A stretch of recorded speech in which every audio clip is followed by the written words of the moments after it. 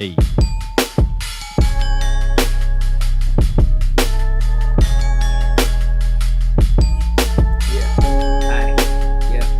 Yeah. What is that? I'll tell you in a sec. What is Weed juice. Yeah. Weed juice. What is good? What is poppin', everybody? My name is Cee.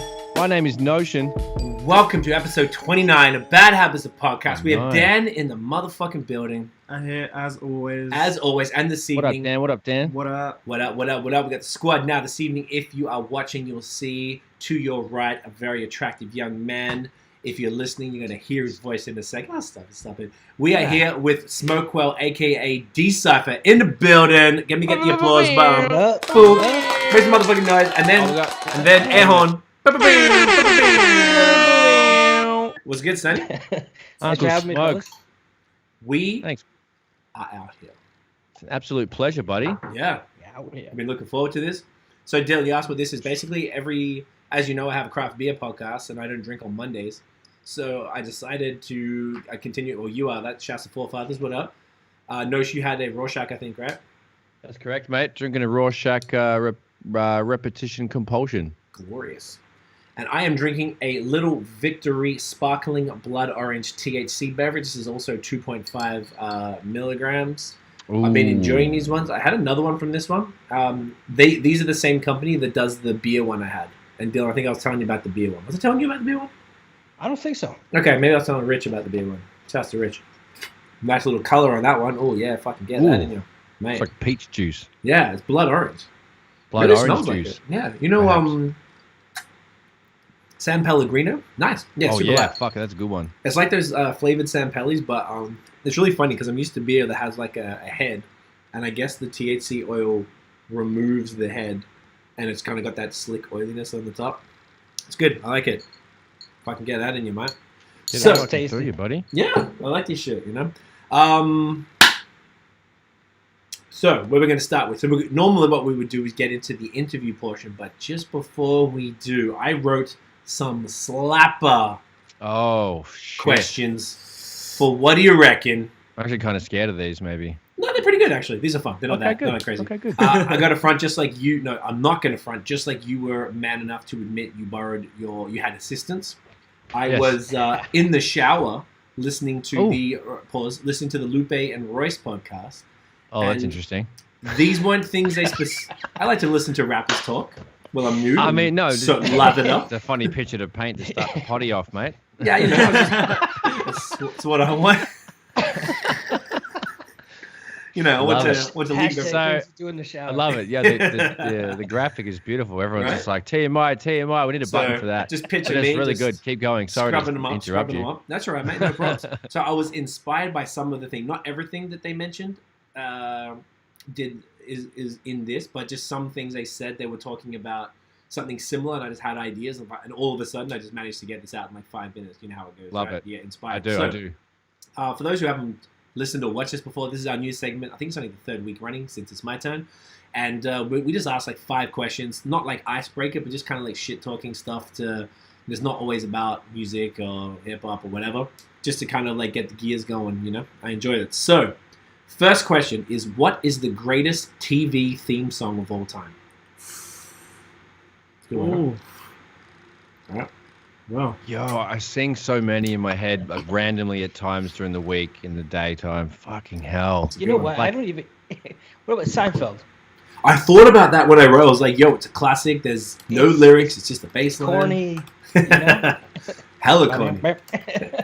That's a good answer. I'm glad you said that one. Dan or Nosh?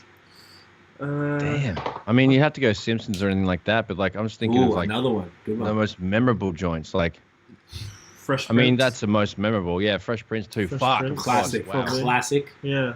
Shouts to Sean in the Um, building, by the way. Sean, what up?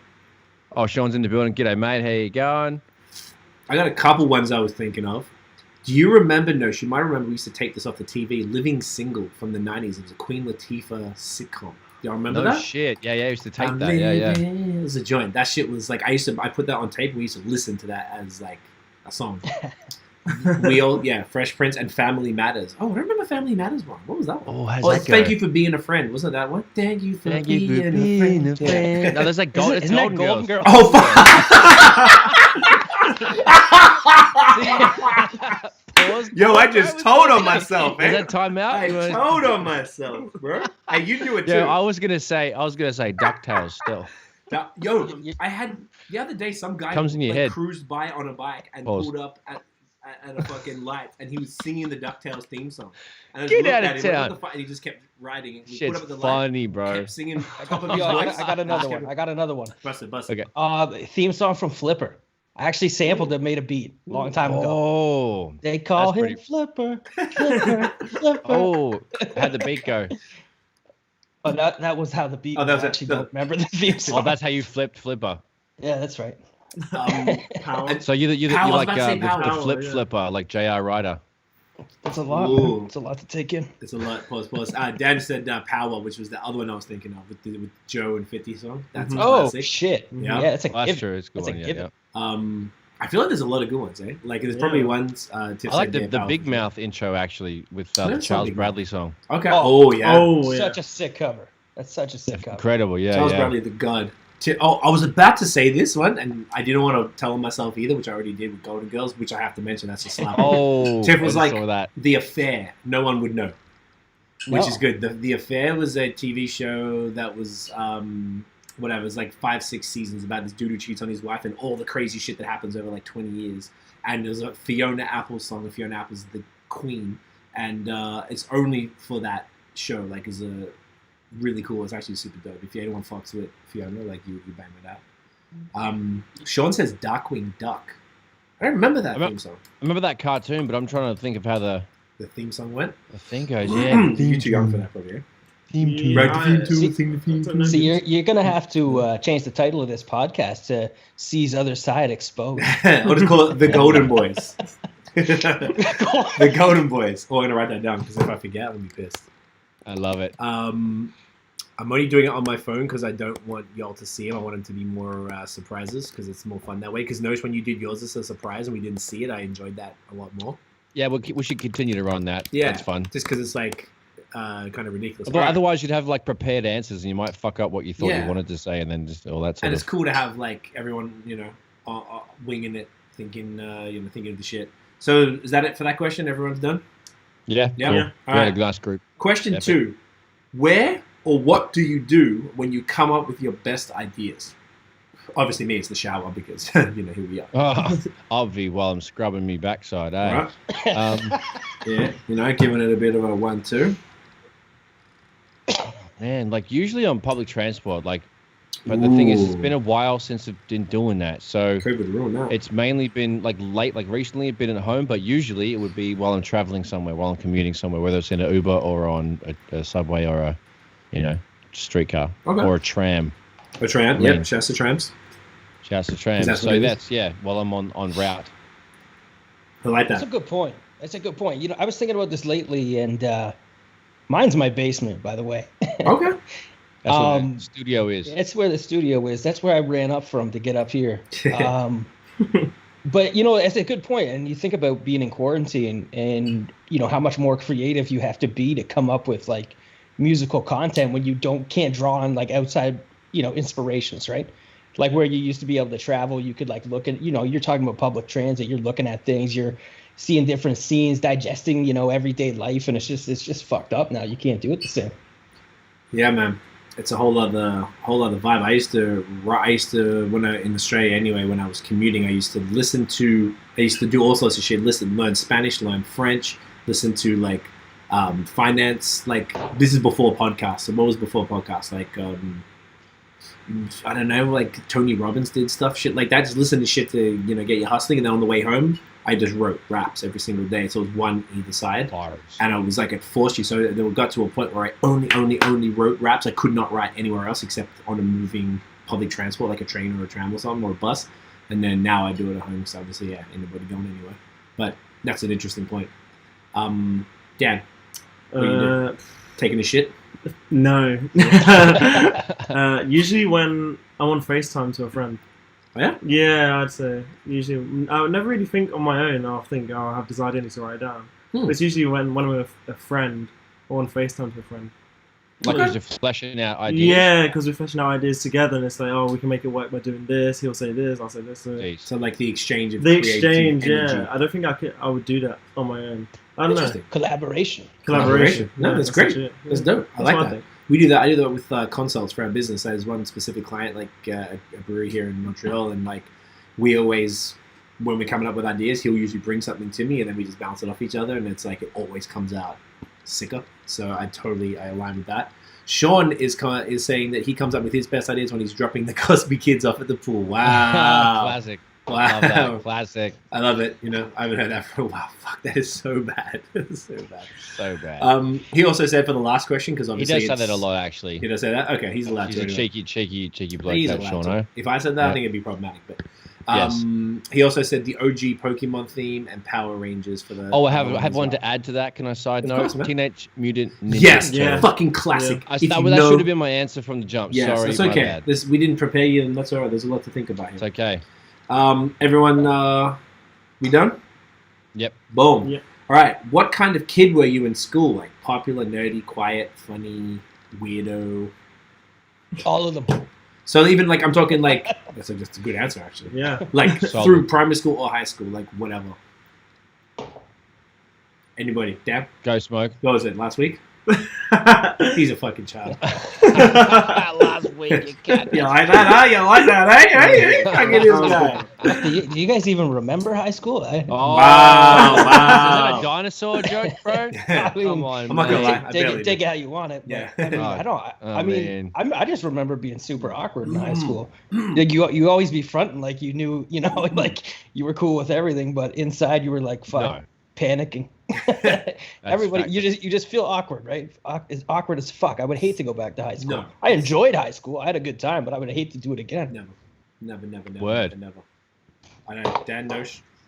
Definitely was like a all rounder, but definitely a weirdo.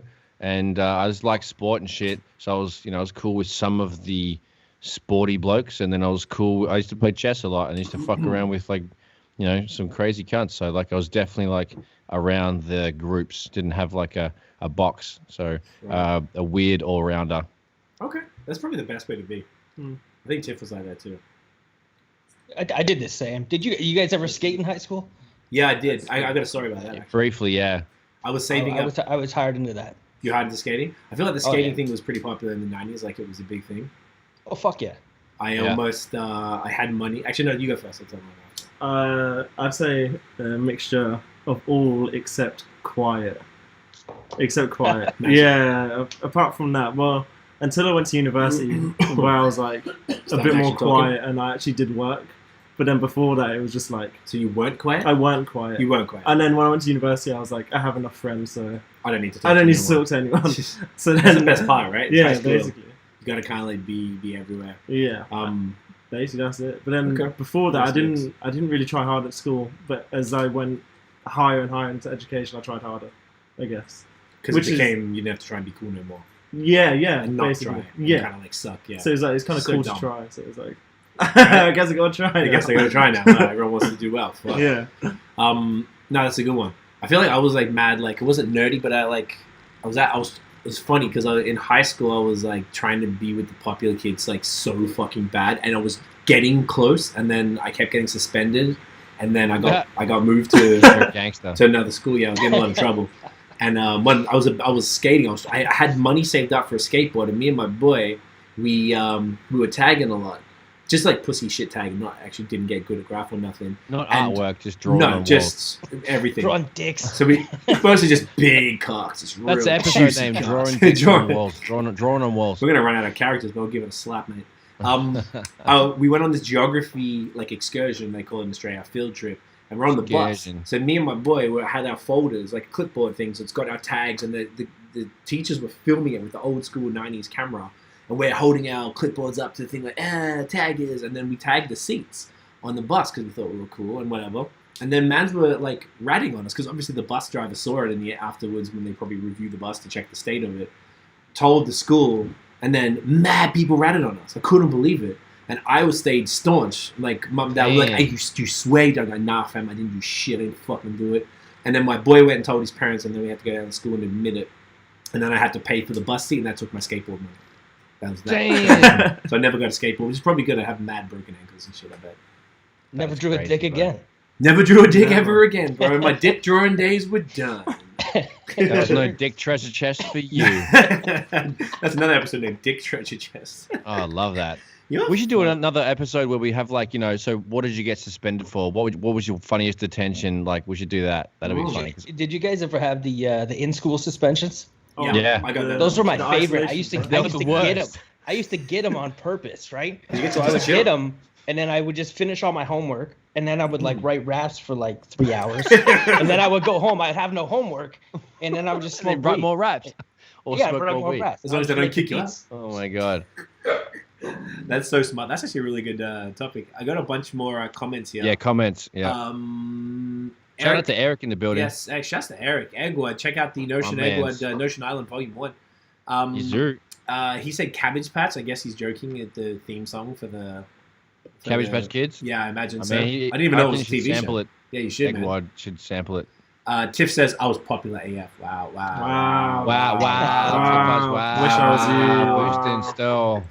Sean says all of the above. I'd say I don't remember high school. Lol. I feel old. Guest turning 35 next week plays into that. Wow, 35. Wow, So ancient. old. Wow, dinosaur. Wow. Tiff says I was a chatterbox, very different from what I am now. Yes, I love having a chin wag, not Tiff.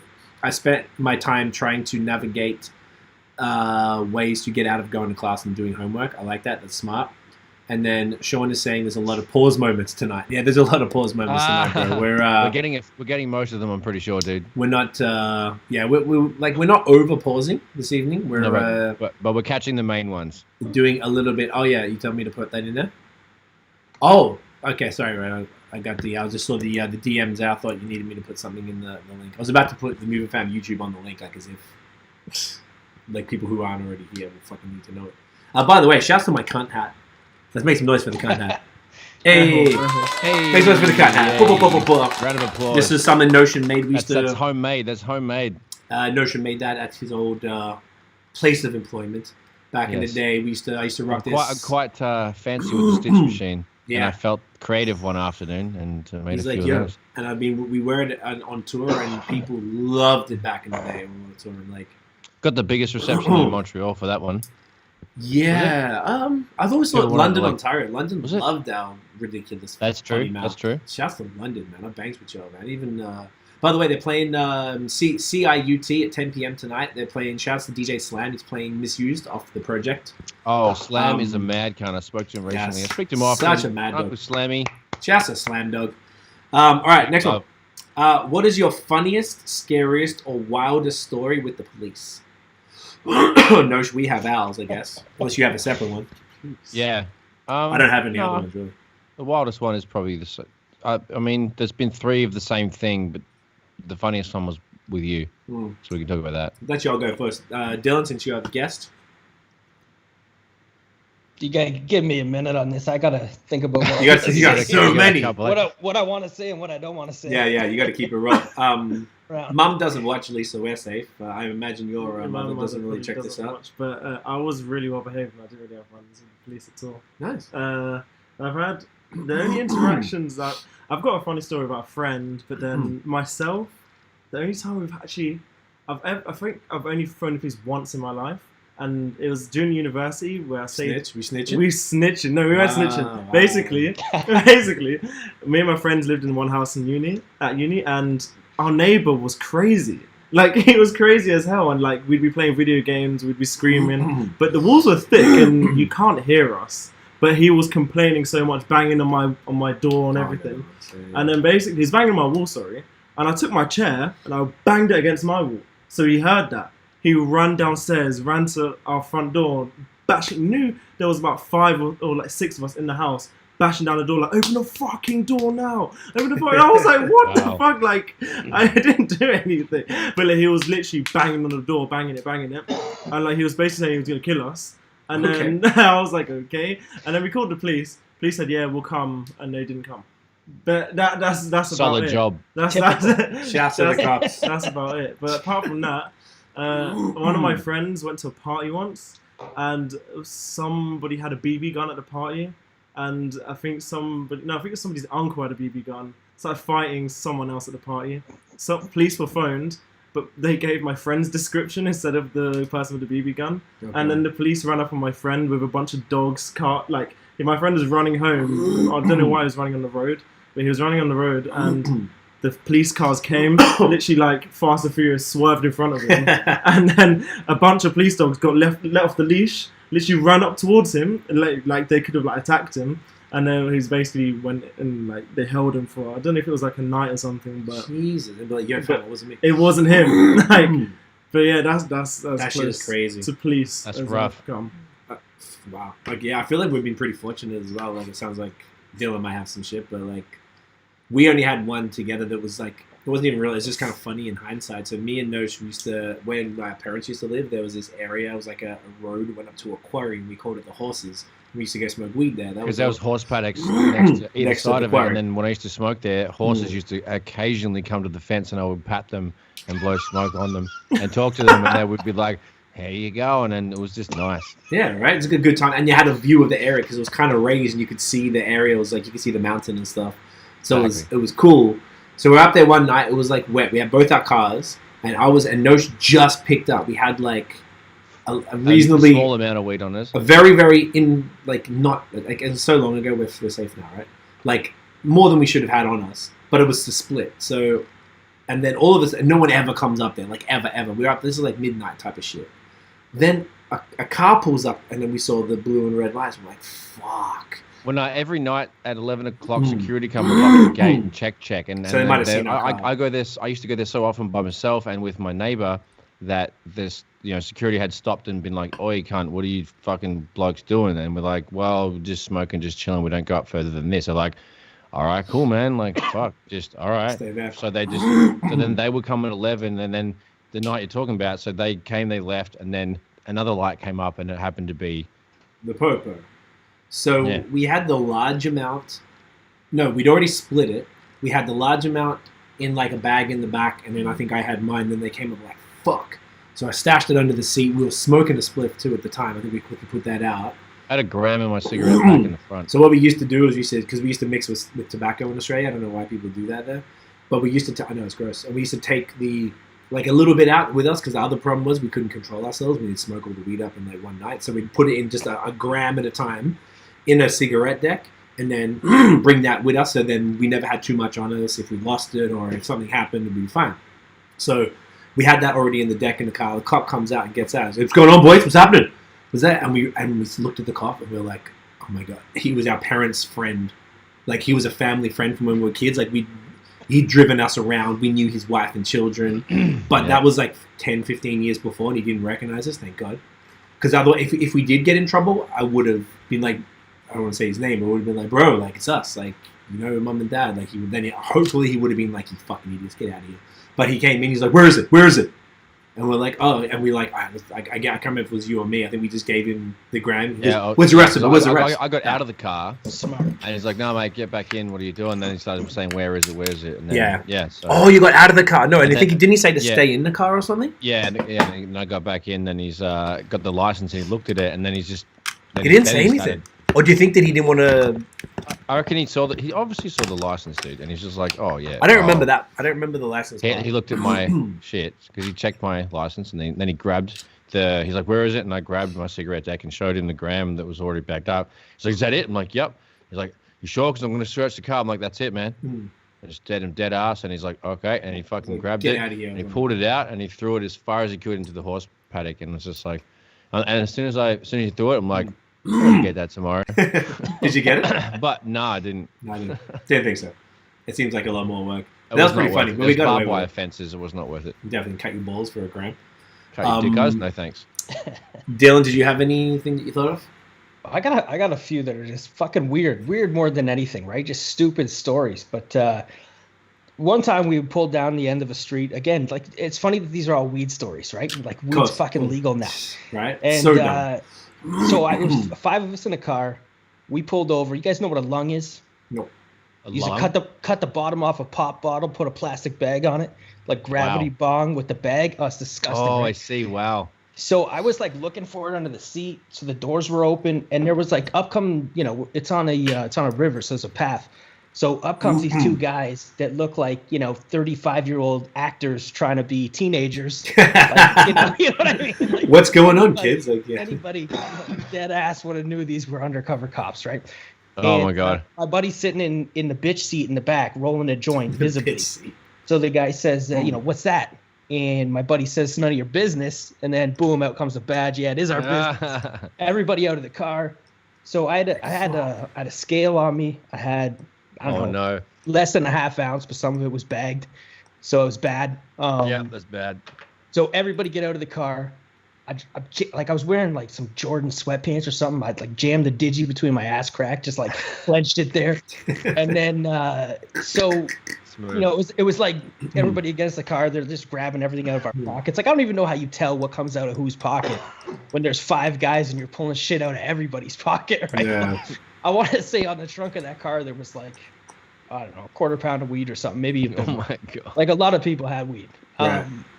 But I had like, it was stupid. Like, I was selling like gram bags of weed, and this guy like stole $100 from me, right? Which was just stupid and petty, right? I was like, yo, where's my money? And he was like, I told you to put a rock on it so it wouldn't blow away. And I was like, you didn't fucking say that. And weird enough, why would you even make that excuse now, right? Wow. So anyway, that Wow. was weird. So anyways, one of the guys in the car, he had stolen a police badge out of a locker at the YMCA and had it in his wallet. Oh, So God. in the midst of all of this, guns drawn, like 3 guys just drawn guns. What the fuck, right? And the people are freaking out. So you're freaking out.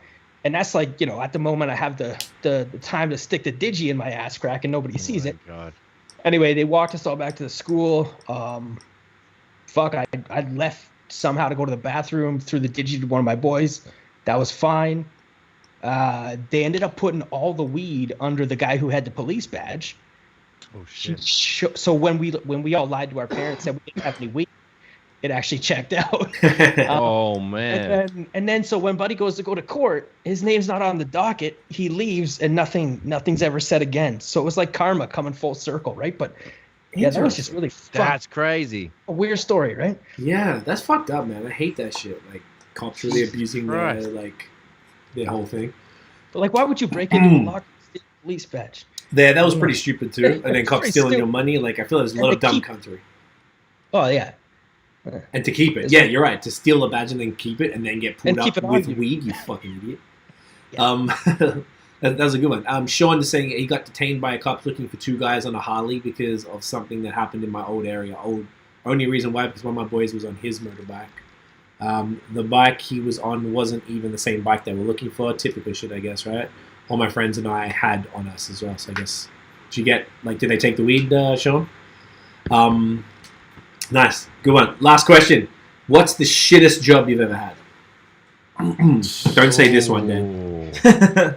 Wow. Wow. Would never. I'd probably say like. It's a tough one, man. man. Whoever's got something, go jump in. I'm trying to think. for You myself. You know what? Every shit job I've ever had has led to something good. Yeah. So I started out washing dishes in a restaurant, but then I got into cooking and, became like a fucking manager and shit and learned how to cook good food. So that's like a life skill that I'll keep with me forever. Nice. And then the same, like I like telemarketed, and then I was doing like door-to-door sales for like lawn care. That's the one. That led Door-to-door into like, shit. that led into my, my main stream of income right now, right? Like a good sales job. So, yeah, I mean, those are both terrible fucking jobs. Like telemarketing is a terrible job. Like if you ever want to go, you'll never see a place more depressing than In a a call room full of center. people telemarketing in a call center. Me and It's- Nosh did that most of our lives. Yeah. it's So I terrible. feel you. 6 years. I did it longer because I had Telstra and ANZ. Yeah, it's hell. Yeah. It's hell. Damn, dude. Yeah, and never. Yeah, I that. wouldn't wish it on anybody. It's Nah. just really good money. Everyone needs that for- experience to realize how cunty the world or the general population and how dumb cunts are. Yeah. It's like eye-opening, jaw-dropping, like flabbergasting, like brain-popping fucking what the fuck. Cunts are stupid. Anyway, good times. Yeah, good time. Yeah, if you ever want to get used to being rejected, it's a good job to have. Yeah, call someone during dinner and get a death threat and then Yeah. defend yeah. yourself and then get fired for defending yourself. It's a really good time. Oh yeah, that's actually what happened with you. I remember that. Yeah, that's a good time. That's a good time. Yeah. I guess that's yours then, Nosh? Yeah, that, and also having to do I did like a survey job for like fucking like a couple of days, like maybe like 4 or 5 days. Okay. Had to like call random people, and just the people like the. It wasn't like the customers were cunts. Like the people I work for was just like slime balls. It was like, nah, dude. So yeah, all the telemarketing ones combined. Even though the bank was better than the telecom job. By far. Yeah, exactly. So yeah, the telecom call center and the survey call center in fucking Box Hill. Shout out Box Hill. What's the postcode? 3128. There it is. And that was kind of a dank Never ass forget, little sweat box of fuck shit. So that was not cool. No. But that was short lived. That's it. Good. Otherwise, I've been mad blessed, and self-employment's the way to go now. All fucking day. Daniel. I worked for Enterprise Rent a Car, and it was the worst job I've ever had in my life. It was Rent a car? terrible. Enterprise. Yeah. Enterprise. It was right. terrible. It was the worst thing ever. You wake up at like you start the job at like 7:30 in the morning, and Ew. you're meant to finish at 6 p.m. But it hardly ever happens because of the way the companies run. You have to finish everything on the day, and if it's not finished by 10 p.m., then you're not done. So you have to stay until everything's essentially done. And it is the worst job I've ever had. Do you get to live overtime? through. Or no? No overtime. Just flat salary. Just flat salary, no overtime. Get taxed when you're not meant to. I wasn't meant to get taxed while I was at uni, and I got taxed. Like, it was terrible. Like, you cannot live a life and actually work that job at the same time. It is the worst job I've had by far. So, It's Dan, I terrible. got a question for you, man. Yes. Do they like give away all the cars that you're supposed to have like right before you get there on purpose? Like that. Okay. Do you know what it is? So I always thought, like, why do we not prepare in advance when I was there? And essentially they don't prepare in advance because of depreciation on the cars. So they want to get everything out on the day, so there's nothing just sat in the parking lot depreciating, which is Fucking an cunts. unrealistic model because people aren't going to get their cars, and then people are going to be working for much longer. So it's so flawed. They just want money. That's all it is. It's trash. That makes sense, right? But like every time I show up, it's like, yeah, I'm here, blah blah blah, Chrysler 300. They're like, yeah, all we have is a fucking Jeep Wrangler. Yeah. You're like, what the fuck? They do that a lot. Mhm. Not We even use comparable. Enterprise. Dude, it's the same thing. We even like, I don't know, like 3 weeks ago, we just did like a day trip where we go drop off the empties in Ontario because they don't take them back here. And me and Dan went up to pick up the car, and they made us wait an hour and a half for a car. And I was like, this is just a 1 day rental. If it was much longer, like I would have been like, just fucking cancel it. That the whole day is pointless by now. It's just so ridiculous. And then other times I've been there, they had no cars, but I booked it whatever a month in advance, and then they'll be like, okay, so you can. I always book the third one down. It's kind of like a Camry, like a reasonable size sedan, and they'll go, here's this fucking like a fucking damn near a smart car or a minivan. I'm not joking. No, a pickup truck. It was a Ute. Someone offered us a fucking 2-seater pickup truck, or like a Ford Fiesta, or like a tiny hatchback. Oh my god! Like, I'm like, Oh, dude, do you dick. see what I? And then luckily someone else just dropped off like a decent car, and then I took that without cleaning it. Like, fucking hell, Enterprise, you're a joke. It makes me want to buy a car so bad. I'm so sick of them. But You know what's sick too though? when they offer you the upgrade and they're like, you could take this sick ass Camaro for like $30 extra a day, and you're like, no, and they're like, well, we don't have your car, so you take it anyway, and you're like, okay, boom, and then you get in it, and it's like the most stripped down, basic piece of shit. no It'll be options. Like, it'll be like roll up windows. Like, this is 120. Like, how It's like it's the 80s, bro. Yeah, It's the I've 80s, actually bro. had that at Enterprise before. Yeah, it's super trash, man. We got a corporate account too because we used to rent so much and be in Toronto like every month. So usually we get free upgrades all the time. But like, I feel like something's changed since COVID and stuff. We've already done it a few times, and they seem to be not. I thought, okay, it's COVID. The actual volume of people renting has to be less, and the same bullshit still went on. It's fucking ridiculous. But yeah, my shittest job, same as Notion. We both worked at the same 2 call centers. I think I got you the job at the first one. I think I just told you to apply for the second one. But the first one was for like the equivalent of Bell here in Canada, and that was the bank one was inbound, but the telecom was outbound. That was trash. So 5 to the good thing about it, I was 19 in university, getting paid $26 an hour to fucking call dickheads to be like, yo, just check To and see. interrupt their dinner, to be like, interrupt their "Oi, dinner, let me yeah. improve your phone plan, cunt." But it was Like, 5 yeah, p.m. to nah. 9 p.m. So then was most of the time, was that your pitch? Yes, Yeah. that's exactly. Like, how oh it is. yeah, no, or, Verbatim. yeah, like absolutely. And then people listen, like, yeah, fucking good work on that, yeah. Yeah, no, nice one. That's Nah, a you good fucking tips. do that You kind can was a train, dickhead, you man. can train Oh. cunts now, eh? Yeah, nah, go for it, man. I So do those heaps were good job. shit. But you're right, because we call them between 5 and 9, so it was easy because I used to be I was a music journalist, so I could write during the day and get paid. Go to this job, or go to university if I needed to, like balance it out. Do this job like 3 nights a week, 5 to 9, and then go to the studio all night till like 4 or 5 a.m. And I did that for like a year. It was a good year. It's fun.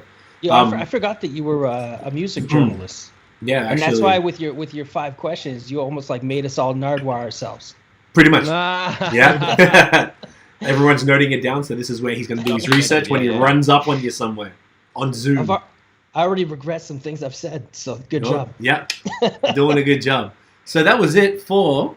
I'm going to play a little sound. What do you reckon?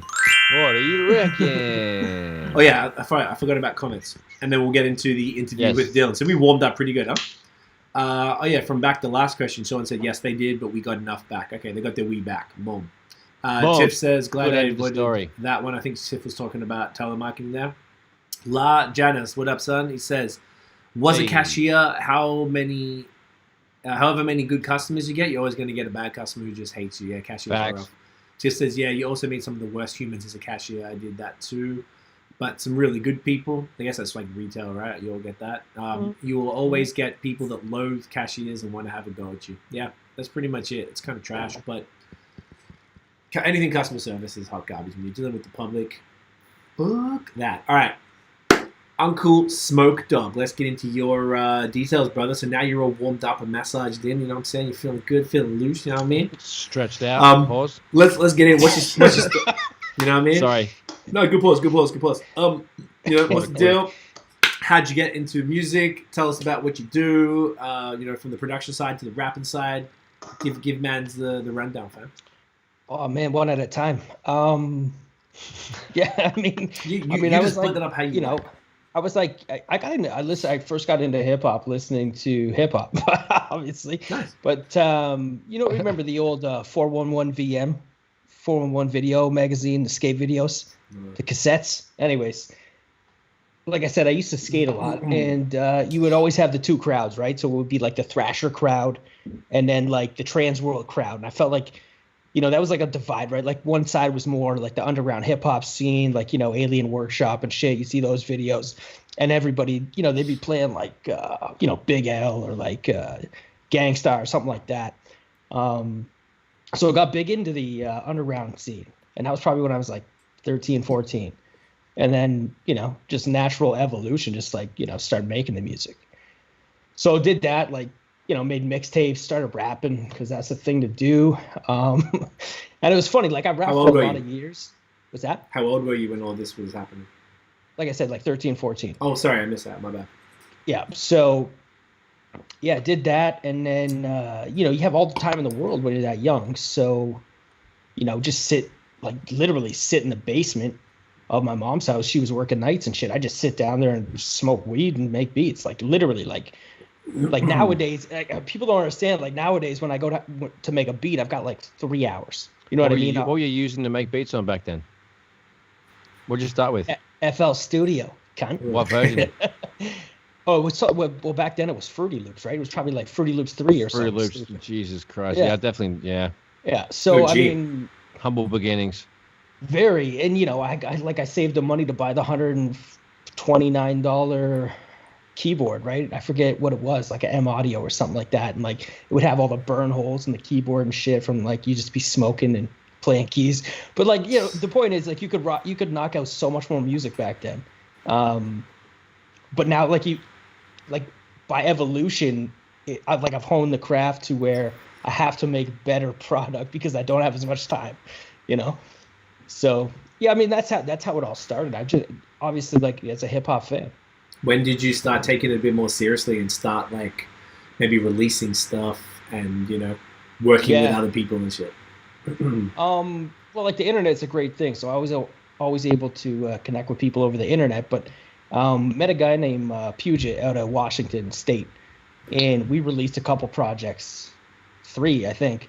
It's been a long time, but like I think that was like 06 to 09 or something like that. So yeah, that would have been when. And I went out there and got to hang with some people out there and, saw how they were doing things and were like, oh, these guys are taking it a bit more serious than I am, right? Like I just smoke weed and make beats by myself. And, these guys are bringing people in to do live instrumentation and stuff like that, which, I wish I could do more of. I should do more of, right? But, so then like, life gets in the way, you do other shit. And then like literally from, 2018 until now, I've been, taking it seriously, right? Right. I like that. Yeah. So back then, what were you primarily doing? Were you rapping more or producing more? Like what was kind of your steez? Yeah, I would have been rapping more, man. I've probably recorded, like, I don't know, 300 rap songs in my life. Okay. So most of which you'll never hear, and I'm so happy for that. Was that from the late 2000s? Predominantly, and then you took some time off. That would have been early 2000s. Like we're talking, like I would have started on like a computer microphone. You know what I mean? Like, and then you save the money, selling those little dime bags of weed, right?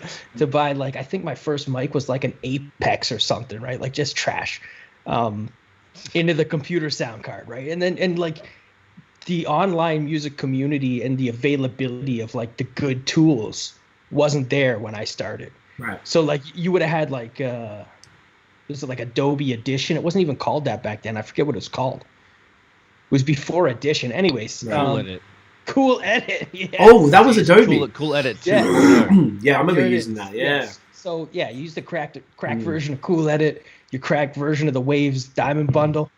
I mean, that probably came later, but yeah, it was just like that. Yeah, so it was all rap, and then I was like.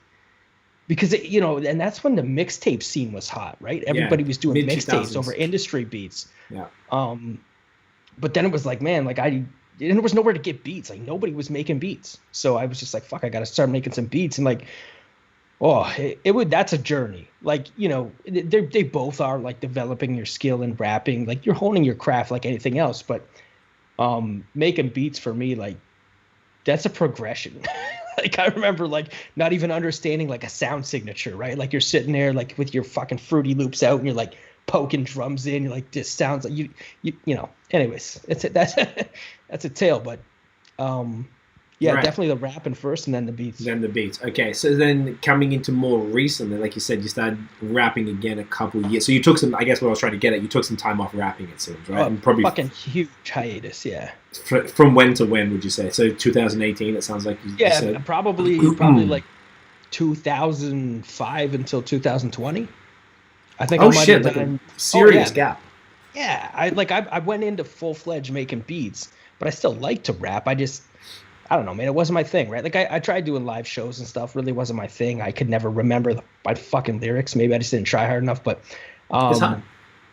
Oh, definitely. And it was fun, whatever. But I always liked making beats a little bit more. So always did that. But yeah, I did like a few features on albums that I would have produced the beats for. Right. But other than that, like until this project that we've made, like I have not done anything. Okay. Haven't released anything. So. We talked about this. You and I did a live on the day our project by Toxic City out now everywhere. Came out on Friday, November 20th. Let's give that an air horn. Where is it? Air horn. So we talked about it on the live. If anyone caught that, but probably didn't. So basically, we connected about a year or so ago when someone. So she is an MC from London, Ontario. So you connected with her. I guess you just knew her from the scene. I never actually asked you how you knew her. And how did she get involved in your project and stuff? I don't recall how I found out about her. Probably how. But I remember she had because I didn't know him either. And she had a project out. I think it was an EP. Okay. And I listened to it and I was like, yeah, okay. Let me hit her up. Yeah, and then I just hit her up and it kind of went on from there. But she's super cool. Yeah. She was super cool from the jump. Supportive. And then she put that whole song together. Which is called, with me and S, it's called They Say That. So she hits me up and she's like, yo, I'm working with this dude, Smokewell. He's doing like a production album. And this is a song and I want to get you and S on it. And I knew her because of Hollywood. So I believe it's her partner, DJ Hollywood from London. He's always been the DJ at our shows.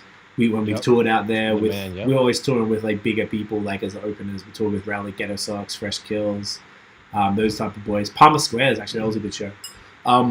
And That was amazing. yeah, it was sick. And Harley was just like the OG in London, so he has a radio show out there, and now Trish or someone has a radio show. So he hit me up one time, was like, "Yo, add her to your DJ pack list to send her your shit." I'm like, "Boom, bet, no worries." So she's been crazy supportive from the beginning. So when she reached out, I was like, "Fuck yeah, man, whatever you need."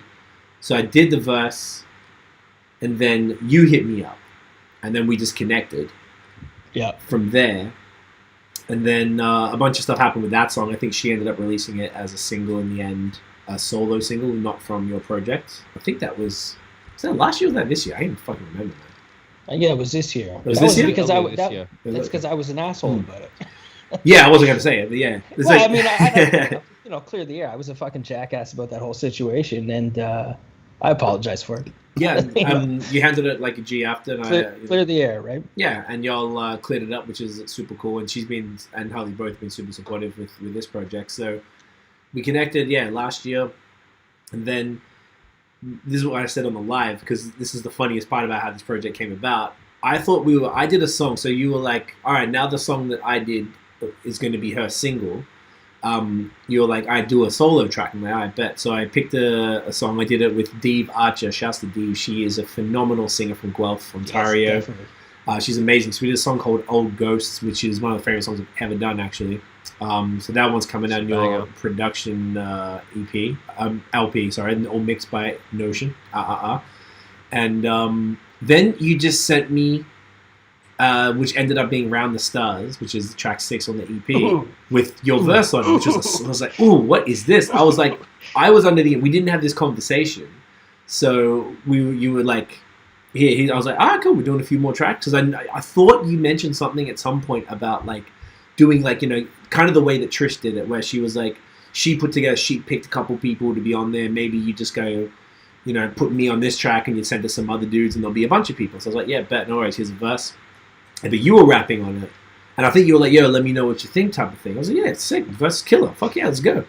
And then you sent me the other track called Mama, which everyone seems to be, like, that track comes up like 80% of the time with people's faves, which I absolutely... Oh, really? Even Dan was telling me earlier. Mama, yeah. I never would have picked it. So you sent me that. I did the verse for that because you set that off nice as well. You did the Kanye spaceship flow. So I was like, all right, sick, let's go. And then I think... I was like something about, okay, cool, because this is why I was confused. I forgot to mention this on the live. We talked about you producing a solo EP for me, and this is before you was even really talking about you rapping. This is why I was confused. So you sent me these songs with you rapping on it, and because you were rapping, my immediate assumption was, oh, these are for the production EP, LP, because which I don't rap on. Right, but I didn't know that at the time, and I mean, I guess it makes sense. It's your production LP, so I should have thought of that and asked more questions. But it was just funny because it was like we had just a big gap in communication, but it resulted in this dope ass project. So I'm stoked. And what's funny about that is like, a lot of people that you work with in hip hop and the circles, whatever circles they may be, a lot of people don't communicate very well, right? Not at all. And me being one of them. But like, I mean, working with you is just something different. Like you're like a psycho, fucking ultra communicator. Yeah. So. I can see now how you would have been like mind fucked by that. Like, what the fuck is this? What's going on right now? Like, what is this? What is this EP he's talking about? So it was like, because I like to work. I know I've got a weird. You've discovered because I'm a bit anal and you deal with my OCD policy. Thank you. Sorry, I'm a bit picky with the way that I work. Notion's obviously used to it. I'm a moody prick. I'm OCD about some stuff. I'm super picky with production and with the way that I do stuff. So I write like I'm creative, but I write like a left brain dude in the sense like I approach music because I have to know what it's for. I don't, just like you were saying, I got a lot of stuff to do. So if I'm going to put energy into making music, I want it to be not, I was about to say a product, but not in the way that it's about commerce, but like I want it to come out and do something, because if I'm going to I don't want to make music that's going to sit on this fucking hard drive. It's pointless. It's a waste of time. I'm not interested in that because I'm not 15 anymore. So, and that's why I relate. We got a lot of songs that never came out too, right? Because you just fuck around back in the day. So that's why I was like, what is this for? I need to know what it's for. And then you were like, yeah, it's for our EP. I was like, oh, we're doing an EP? Like, Okay. And then I was like, bet, cool, and I re-recorded all those tracks because I think I tightened them up and stuff. And then we just kept going. So we kept creating, you kept sending me beats, and pretty much every time you set them off, I think, for this batch. And we got to 6 tracks, and it's cool because you did 3 tracks that were like really, they were all soul sample flips, which is obviously my lane, heavy, and it's obviously your lane as a producer, which is why this works so well, because your beats are fucking insane. So you had 3 that were really like traditional C type of tracks where they're a little more like you know, fucking Kanye college dropout style, big hooks in there and stuff like that. Then you had 3 kind of grimier ones, which aren't my style as a solo artist, but I love rapping on them, and I need an excuse, and an excuse was this collab project. So we had these tracks. We got Nosh on Round the Stars. We got your homie B1, who you just did an EP with, on a song called Messed Up, which is like nice and grimy. We got DJ Merciless from Toronto on that same Messed Up song, doing some like slick razor sharp cuts. Killed it. And then out to a DJ, Uncle Mike, DJ Digital Junkie, doing the cuts on Round the Stars with our own vocals. So we had that. I was like, this is a nice, tight project. Yeah, super cool. Nosh mixed it, fucking pretty much hit the fucking nail on the head in like 2 mixes every time. Insane. Right. Josh Telfer, common collaborator, he did the This Is All I Know just behind me there, the black one.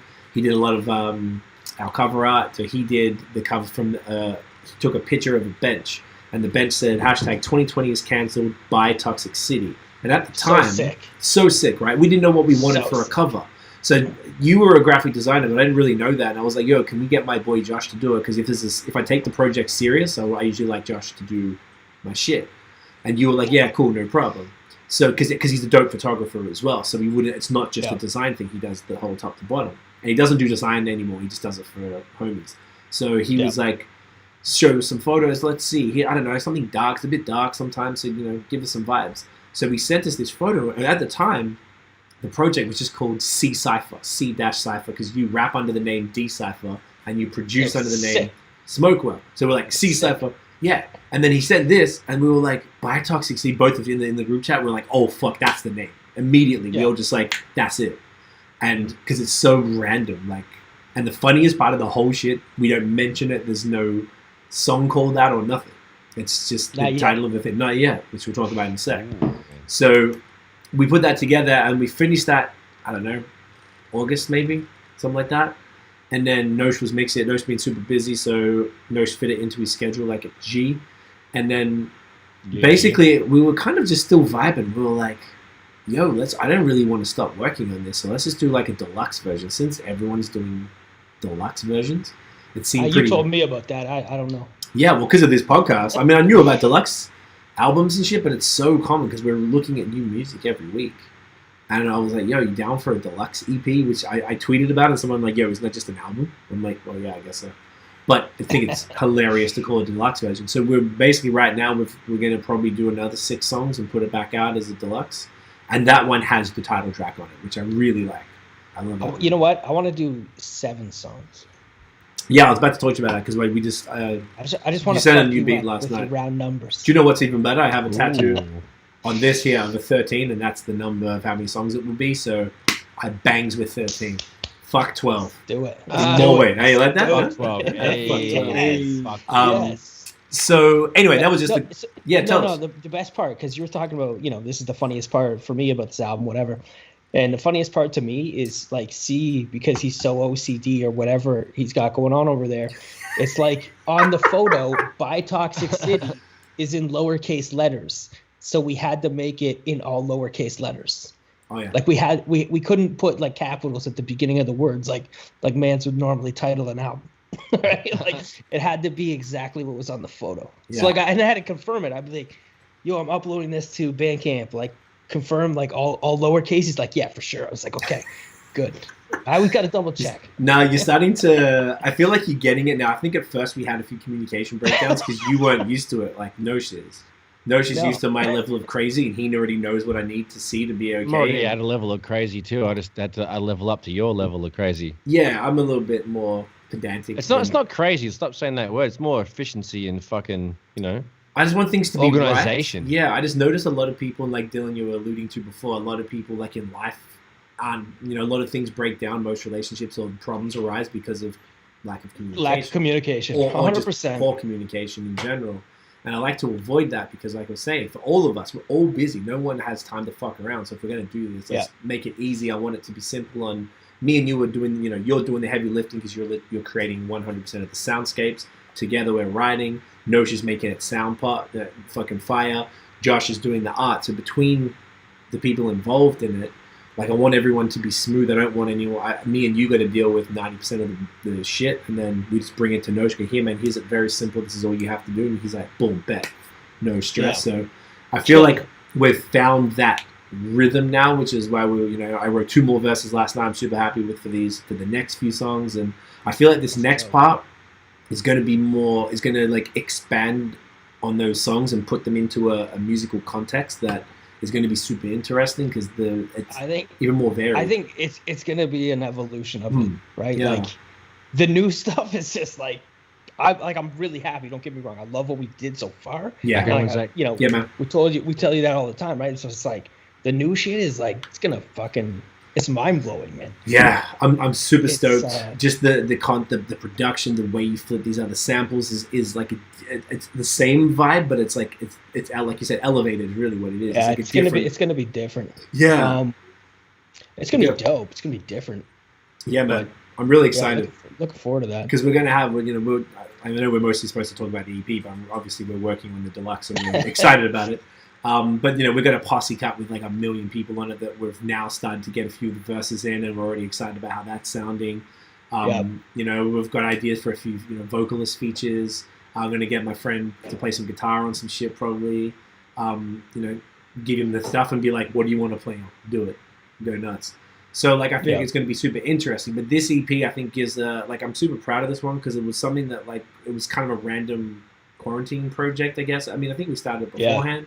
But it came together really in that time, and we spoke about it a bit on the project, and it was sort of very much reflective of like now. And we wrote those songs like this year, and I haven't really done that before. All the shit I've put out has taken forever. So this is so nice to be like, we did this now. Here's a picture of now.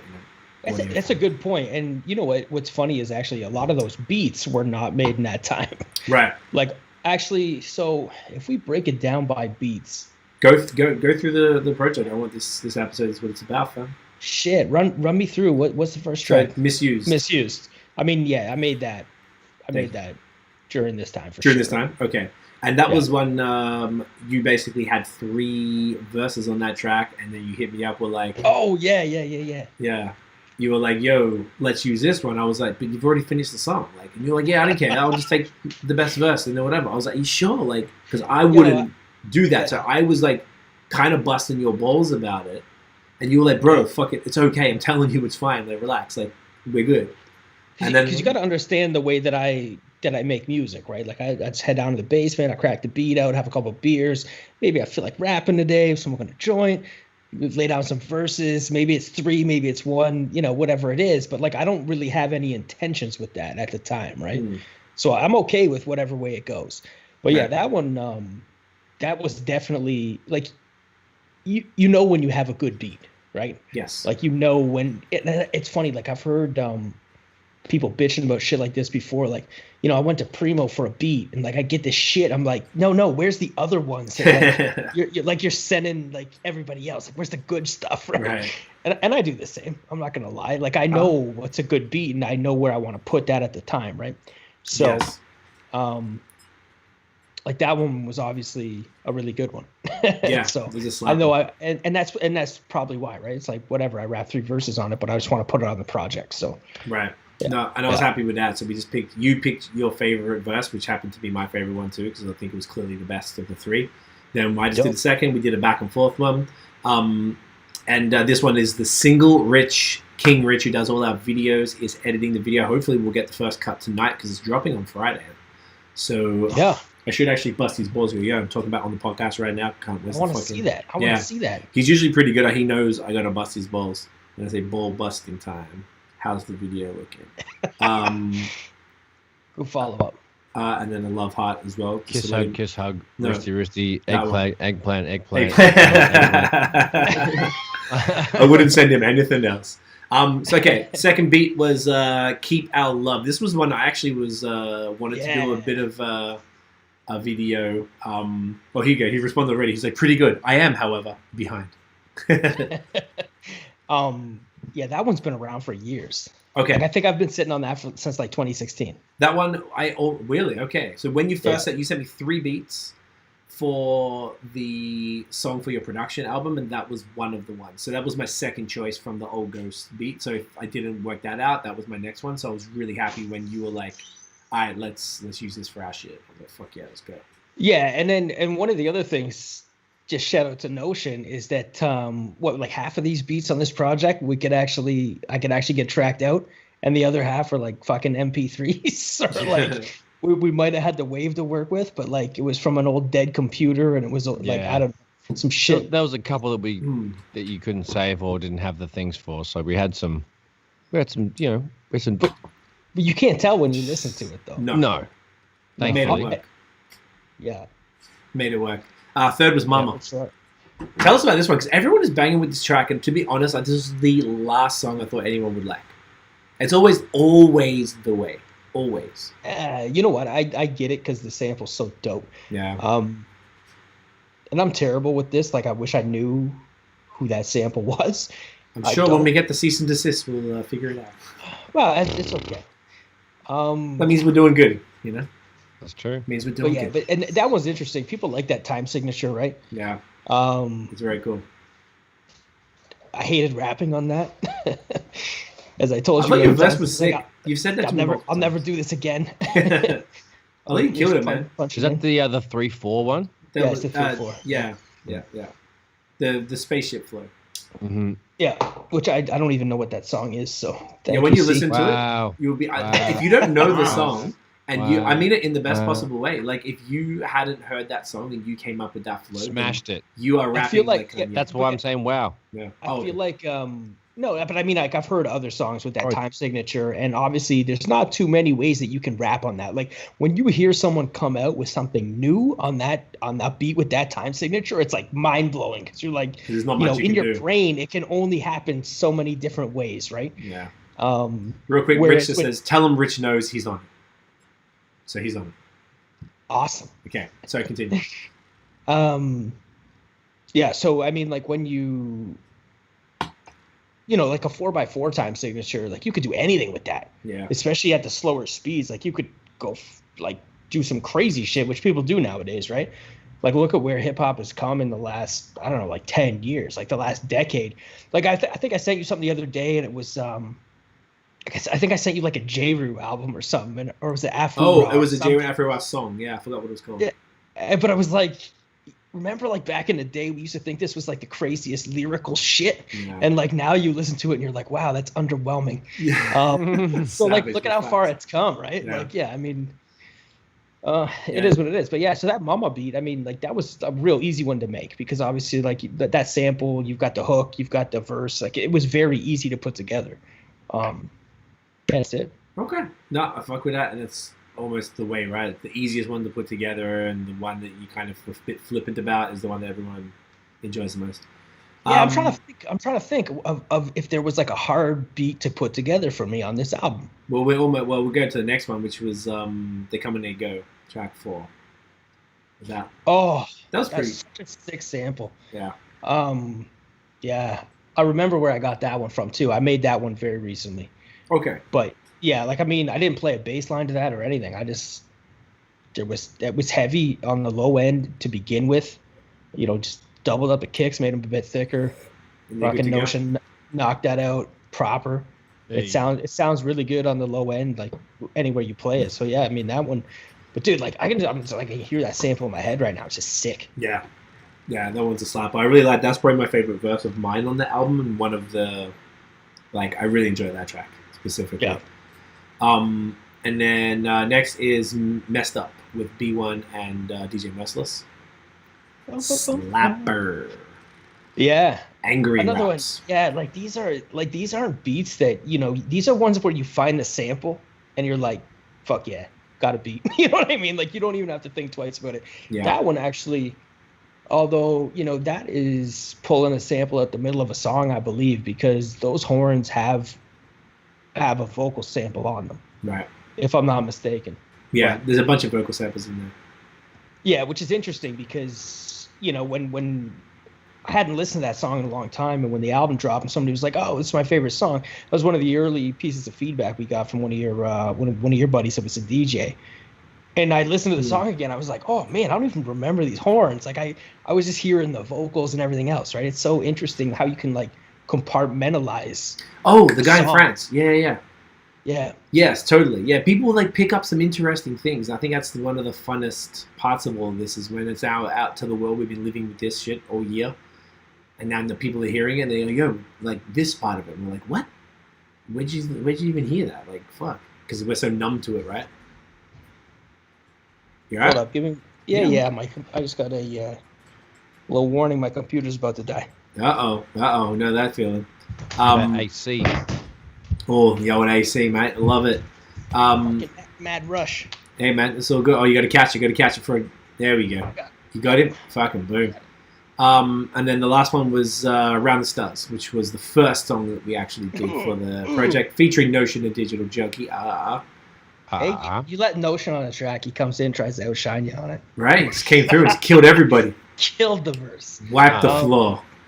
Yeah, that sample again. That's straight out the middle of a song. It's like, shit. I don't even know if I did anything other than loop that 2 or 4 bars or whatever it is. Yeah, I think it's 4 bars, but like, it's disgusting. Yeah. It's one of those ones like I could listen to that loop all day, every day. Yeah. And I love when knows how you mix that one. Like, that sample still comes through. Yeah. You know what I mean? Like it's Just, not the strings. I love a good warm set of strings, dude.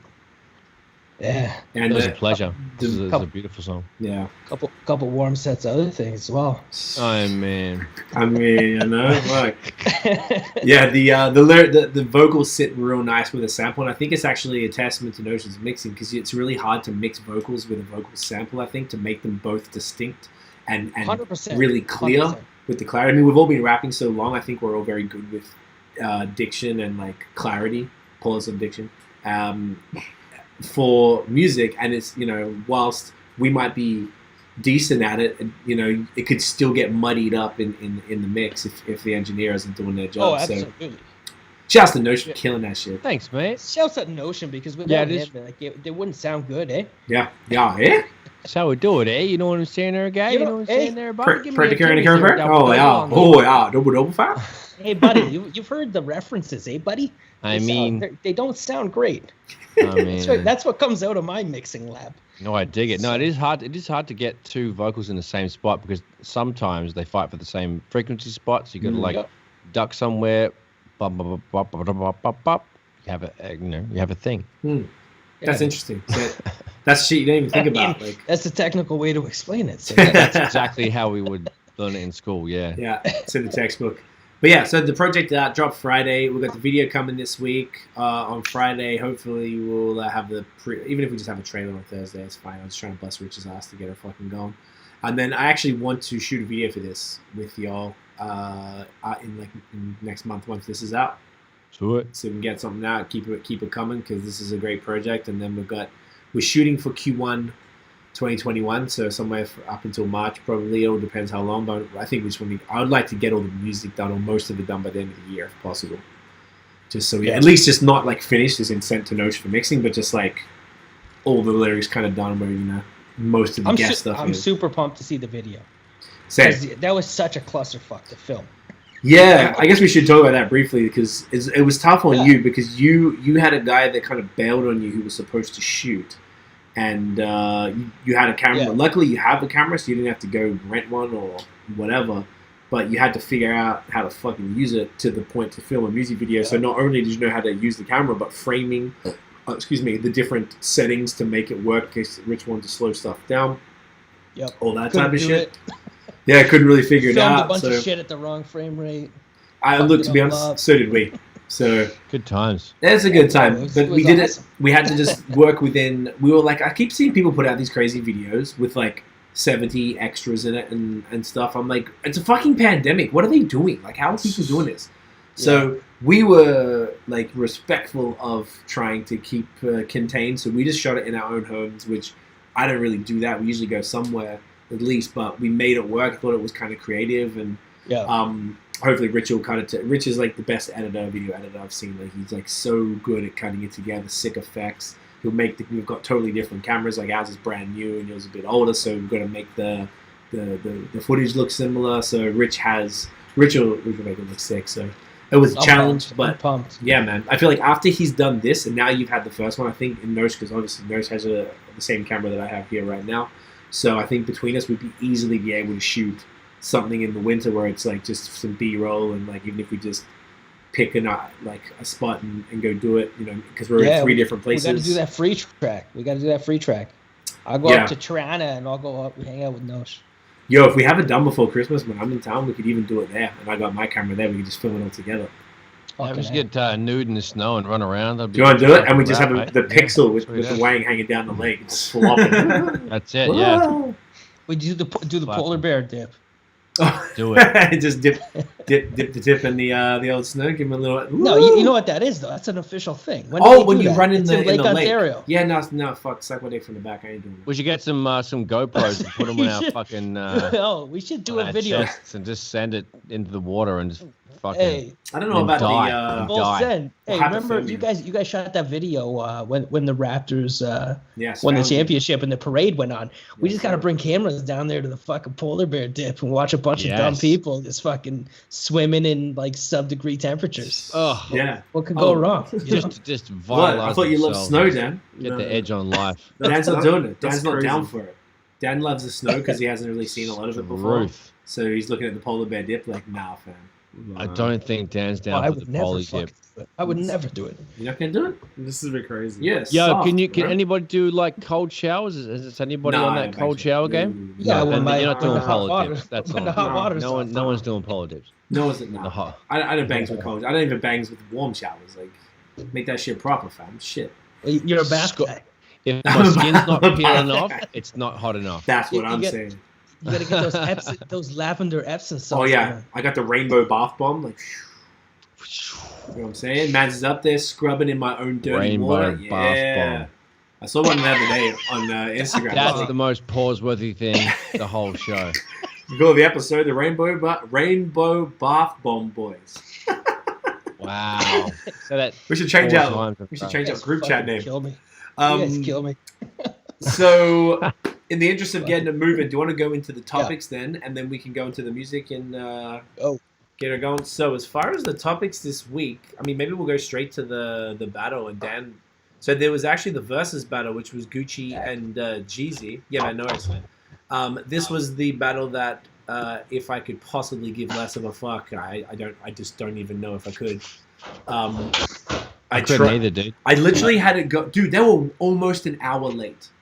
Like, I understand I'm always late for this podcast, but like it's like 15, 20 minutes tops. And tonight they're getting money, and like they're gonna get like residuals, and people listen to their shit. Like that's money for them. Why are they late? Hour, fuck's sake. So like, glad I didn't give a fuck, dude. Yeah. Like you text me like, yo, man, it's on soon. I'm like, yeah, I'll get to it. Hey, I'm in the middle of like eating shit, having a nice time. So.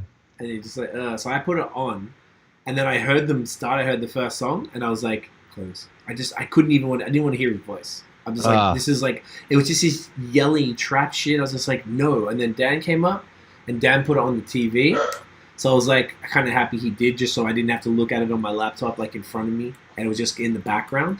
So I kind of looked, but Dan is gonna break down the beat because apparently the first song that Gucci did was a diss to Jeezy right to his face, like a new song.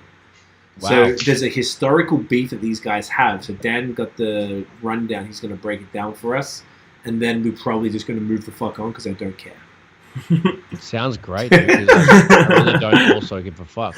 We've got to be honest, you know? The beef is the most interesting part. Yeah, this is probably the best part of the whole thing. But essentially a few years back when Gucci released his first big hit called Icy, it was a song with Jeezy and Gucci. But it was Jeezy's song.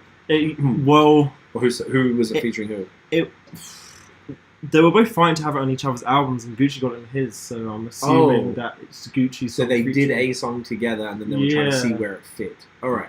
This is the Gucci and Jeezy battle, Dylan, just, Smokewell. Gubby, sorry.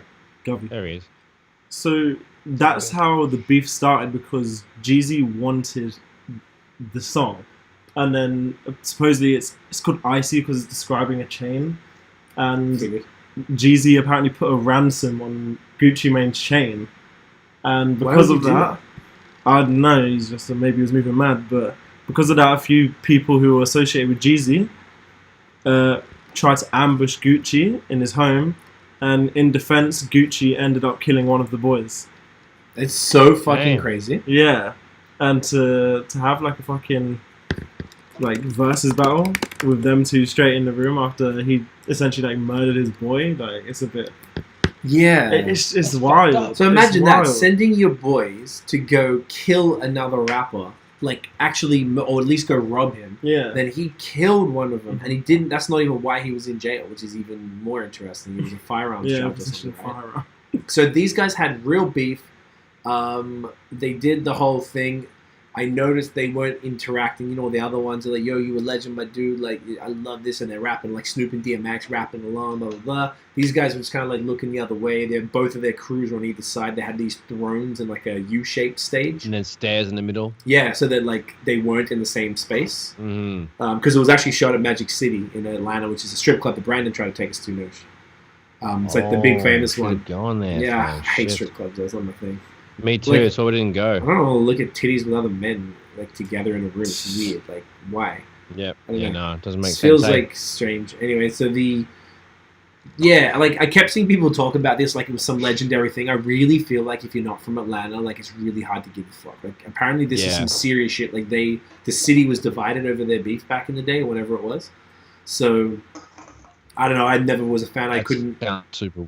couldn't tell you what was Gucci's divided. on. Nah, yeah, like it's Too intense. It's like relax. These guys are fucking do dumb music. They make yeah. dumb music. It's remember what Kino told us. The people in Atlanta told Bodega Brothers that they were making too many words, like and they rap pretty slow in comparison to a lot of other things. So I think it's a cultural thing. I don't want to shit on the South, but I just don't understand it. We're obviously not from anywhere near there. It's its own ecosystem, and we are not equipped, or we shouldn't be talking about it in any detail unless we actually studied the game and we fuck with it, which we obviously don't. So I don't know. Yo, on the Jeezy tip, Yes. what other rapper has sold ad libs to another rapper to make a hit track out of? Who did that? And you know what I'm For what talking about? song? That Kanye song. Which one? Fuck, I don't even know what the song is. It's the one where he's dancing in the desert and shit. It's got Dan's the looking it Jeezy. It's got the Jeezy ad libs on it. Really? Like he doesn't even rap a song. He doesn't even rap a song. Maybe he He doesn't even rap a verse on the song. because it could be Kanye's known for getting people to rap on songs and just taking them off. He could have like had a Jeezy verse and then kept the ad libs potentially. Oh, but he rolls the ad libs over his own verse. The song Can't Tell Me Nothing. Yeah, you that's the can't one. tell That's the me one. nothing. Yep. It's probably doing the ha and stuff. Okay, so he probably just got him to do. You know what's There's a also video to good? explain. Where He's gonna explain it. Yeah. Okay. Shall I do explain it as well? Yeah, Yeah, I you was listen just to that looking while it we're up talking now. about it. Yeah, Dan's got Jeezy talking about it, so he might be able to get the info. Another one that did the same thing, Quavo did it for Beyonce and Jay-Z on one of the songs. The one where they shot the Mona Lisa at the Louvre in Paris. Like they had Quavo just doing ad libs. How So have I not seen that? it was from the Carters. What was it called? Was this called? No, the group was called the Carters, and the album was called like Everything Is Love or something. Mhm. Yeah. It was pretty cool. Like it wasn't like I mean- amazing, but it was like what you would anticipate from a Jay-Z Beyonce project. It was chill. Didn't know. I don't know what that means. Like What? Beyonce does a lot of poppy R&B, and Jay can rap over anything. So his bars are always cool. So as a rap fan, you want to listen to Jay bars. It's Yeah. cool. But I've never been a Beyonce fan. I used to like Destiny's Child, but otherwise, yes, the same. I did, to be honest, really heavily fuck with Lemonade and the self-titled one because of the 1 hour long music video doco things. They were just phenomenal. Like they're so fucking amazing, well put together. And then you see the music in a different way. Like even her Lion King one that they had on the Disney Plus shit was like, I didn't love all the Fire. songs. So fire. And there's a couple of joints that like, I can't believe how good they are. Like, I think that's what it is, Beyonce. If you're a Beyonce stans, love, like, she farts. They'll be like, oh my god. But, like, Oh yeah, yeah, unicorn farts. yeah, totally. But like her shit overall, Jar that shit. she like. Is there any info? So supposedly he was meant to be on the track, but Kanye pulled him off. But just apparently asked him if he could keep ad libs. There you go. And then Kanye they is made a such a remix. cunt. Okay, I did a remix. They He was did on a it. remix, Okay, actually. that's not surprised. Because he did put on. He did What a cunt. Yeah, Kanye's a bit of a C word sometimes, but he does the they did the Put On track, which is the only Jeezy track that I knew that he played. I think there was one other one, but that one's the only one I knew. Like that's a great song with Kanye. But I think it's Jeezy featuring Kanye, Yeah, so that it could have is. been made around the same time. So anyway, I guess that's enough. I don't want to waste more time talking about that shit. As far as like other topics, just a couple little quick things. Lil Wayne might be going to jail for 10 years for a firearm possession. He says he got it for a Father's Day gift. It was a gold-plated handgun with bullets found in his private jet. They still let him fly. This was like last year or something. On his fucking jet, dude. It's what I bought my dad. Yeah, right. Gold-plated handgun. Fuck, that's pretty standard to be honest. I'm not gonna lie. Bless you. So yeah, apparently he's been. I don't know if he's been indicted or whatever, but he's up on charges for that. So he said that when they found him, he told him, I didn't use it. They're not accusing him of using it, but I don't think he had a permit for it or anything, so therefore it's illegal possession. So Was it the golden gun?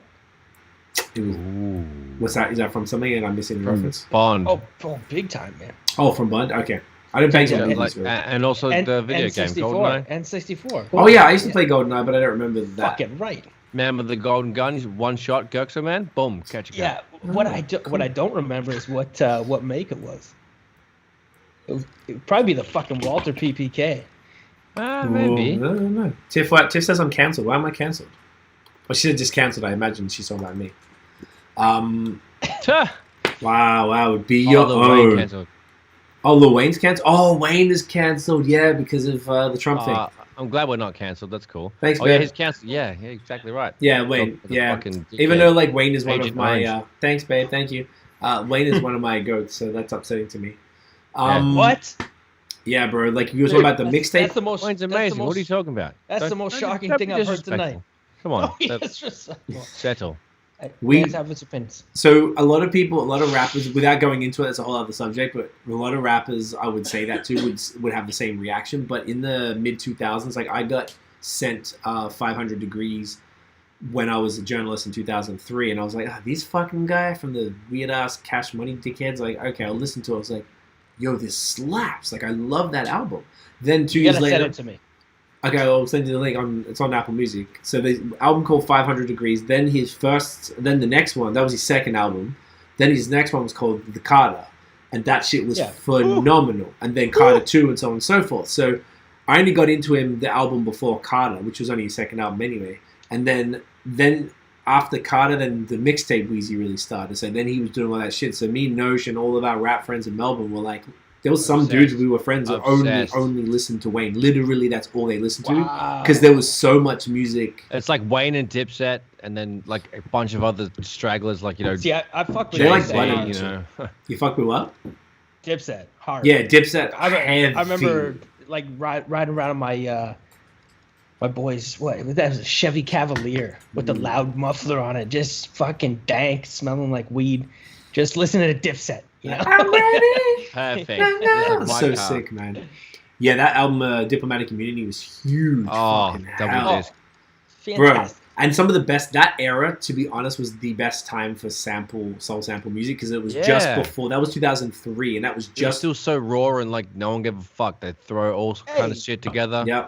But like, So good. the Heatmakers did something new. Oh, yeah. Not that They they did. did something new, but they made brought it. it, They, they they made kept it it new. going. They brought what Yeah. RZA did in the 90s for Wu, and then made it new. And then on top of that, Kanye was producing for Jay since 2000 for the Dynasty album, which also was soul sample because he did the Scarface joint and there were Out of the This city. Can't Be Life. No, that was the next album. So this was right, Dynasty. Then he did Blueprint. He did half of Blueprint with Just Blaze. So they sort of Crazy. split it. Then of course all them joints. And then he was doing. Then he started producing for other people. And then all the leaks came out. So he had all his solo stuff and he was rapping. And that's when we got into him like heavy because he was doing all these like industry beat freestyles. And then he started, all the leaks for College Dropout started coming out. So at late 2002, early 2003. So all the songs, but we had the demos. So like, So when you guys were listening to Lil Wayne, Yes. like we were rocking out to the 50 Cent mixtapes. Oh yeah, 50 Cent was like kid shit to us. Like we didn't bang to that too Oh, heavy. come on. Not that it's for children, but the people listening to 50 were younger than us. You're, I think, about like you're a few years younger than me, so I feel like that little bit of an age gap. Like I didn't really fuck with 50 that heavy. I felt like the people Howard younger Dollar? than me. No, none of it. What? I just didn't. How to like, Rob was cool. How to Rob was though. cool, but like That's one track. yeah. But it was, the funny thing though, Yeah, and I'm we'll not. take this offline. We'll take this off. I want to just make it clear that I fuck with 50, but at the time, you know what I'm saying, our neighbor, he fucked with 50, and he was younger than you, Brad. No, I'm pretty sure. Yeah. So therefore, he's a few years younger than me, and he loved 50 and the whack ass shit he used to say about it because he was like a young white kid from Melbourne, so they were whack about hip hop. But it just kind of like it just rubbed me. Everyone who liked 50 Cent were like 4 or 5 years younger than me, so I was just like, yeah, no, it's not for me. It's like kid So shit. you brought up an interesting point though. It's like we were doing this, these guys were doing this. It's like you can really get into a hip hop echo chamber, right? True. Like if you look at like the New York underground scene right now, and you look at like, you go on the socials and you see how people network and who's sharing what. It's like you find the pockets, right? And every pocket is different. Unless you step outside of this, you could step outside and find something completely new. And it's like mind blowing because you've been stuck inside this little echo chamber for so long. Yeah. It's fucking weird, man. There's so many people releasing music these days. It's like you can't keep up with it all. So you got to get stuck somewhere, right? Well, I would agree with that, especially in comparison to back in the day, because then it was it was technically harder to find music, but so when you did listen to something, I think you gave it more attention. Whereas now, like this list that I slapped you with, we have of all the songs for this week, which is one of the longer ones, I guess, from recent memory. This one, see, you got all the notes. Look at this guy, old school. And this type of shit, bless you. And we were all going to go through this every week. Like, even if I listened to it this afternoon, I can't even remember if I liked it or not because there's so much music and it's like overkill. That's crazy. So it actually makes more sense that people are more in a bubble and they're like, oh man, I just can't keep up. It's just like, so therefore for people like us who make music, it's very difficult to get people's attention. The attention is so thin and fragmented than what it was. Nobody knows. You know how like back in the day, everybody knew Michael Jackson, everybody knew Whitney Houston. Yeah. But then you still can't say that even about, I don't know, people with millions of followers and hundreds of millions of Spotify plays or whatever. Like 100%. Like, I don't want to jump the gun here, but you've got a Sia song on here, and I'm like, she's probably like multi-million platinum selling artist. I put this song, I'm like, I don't know what the fuck this is. Like half of this shit, these people are probably literally platinum artists. I never heard of them. Never heard of Sia? She's a big deal. Oh no, I've definitely heard heard Sia, of her. okay. But like some of the other ones, I get like I'm just like fuck, like 90% of this I haven't heard, which shows like how small of a bubble I'm in. But also like I don't have a lot of time to digest other people's music because when I got time to listen to music, I'm making my own. That's also an interesting thing, and I guess something about COVID that affected that was like the commute, like both And I say that all the podcasts and time. music. Like, I don't have much time for making it because I'm always mixing it or making beats. It's like I haven't, all Right, the so you spare have time to that I make have, the I'm time. either mixing other people's stuff or I'm, That's, So I feel that so much. It's hard for you to split that time. So you guys, like everyone, but particularly y'all, because my only engagement with music in that way is to rap. So it's not like I'm distracted with mixing or production like you guys. So I completely understand. So you have to choose really. Our ears are taken. Yeah, exactly. Right, like if you're writing a blog or something, like you can listen to whatever the fuck you want all day. Exactly. But like I got 3 physical copies of vinyls because I like to support people. You know what I mean? Like I like to support shit that I like, and I haven't even cracked them open. You know what I mean? Like they're just like sitting down there, and I go down, I drop a record on. I'm looking at them, I'm like, like I gotta sample some shit, so I can't even play these. It's hard. It's interesting. Right? Yeah, because it's easier to listen to stuff when you're not doing anything else, driving on a bus or whatever the fuck, like you're going somewhere. You have to go to, driving for you from where you live. Notion's on a bus, streetcar, train, whatever the fuck, and you don't really have that time. And I find people say that about podcasts. Like there's probably less people listening to podcasts now, or if these ones are longer, maybe they only put it on for a little bit when they're doing something and they only do that thing for half an hour a day, so that's their podcast time.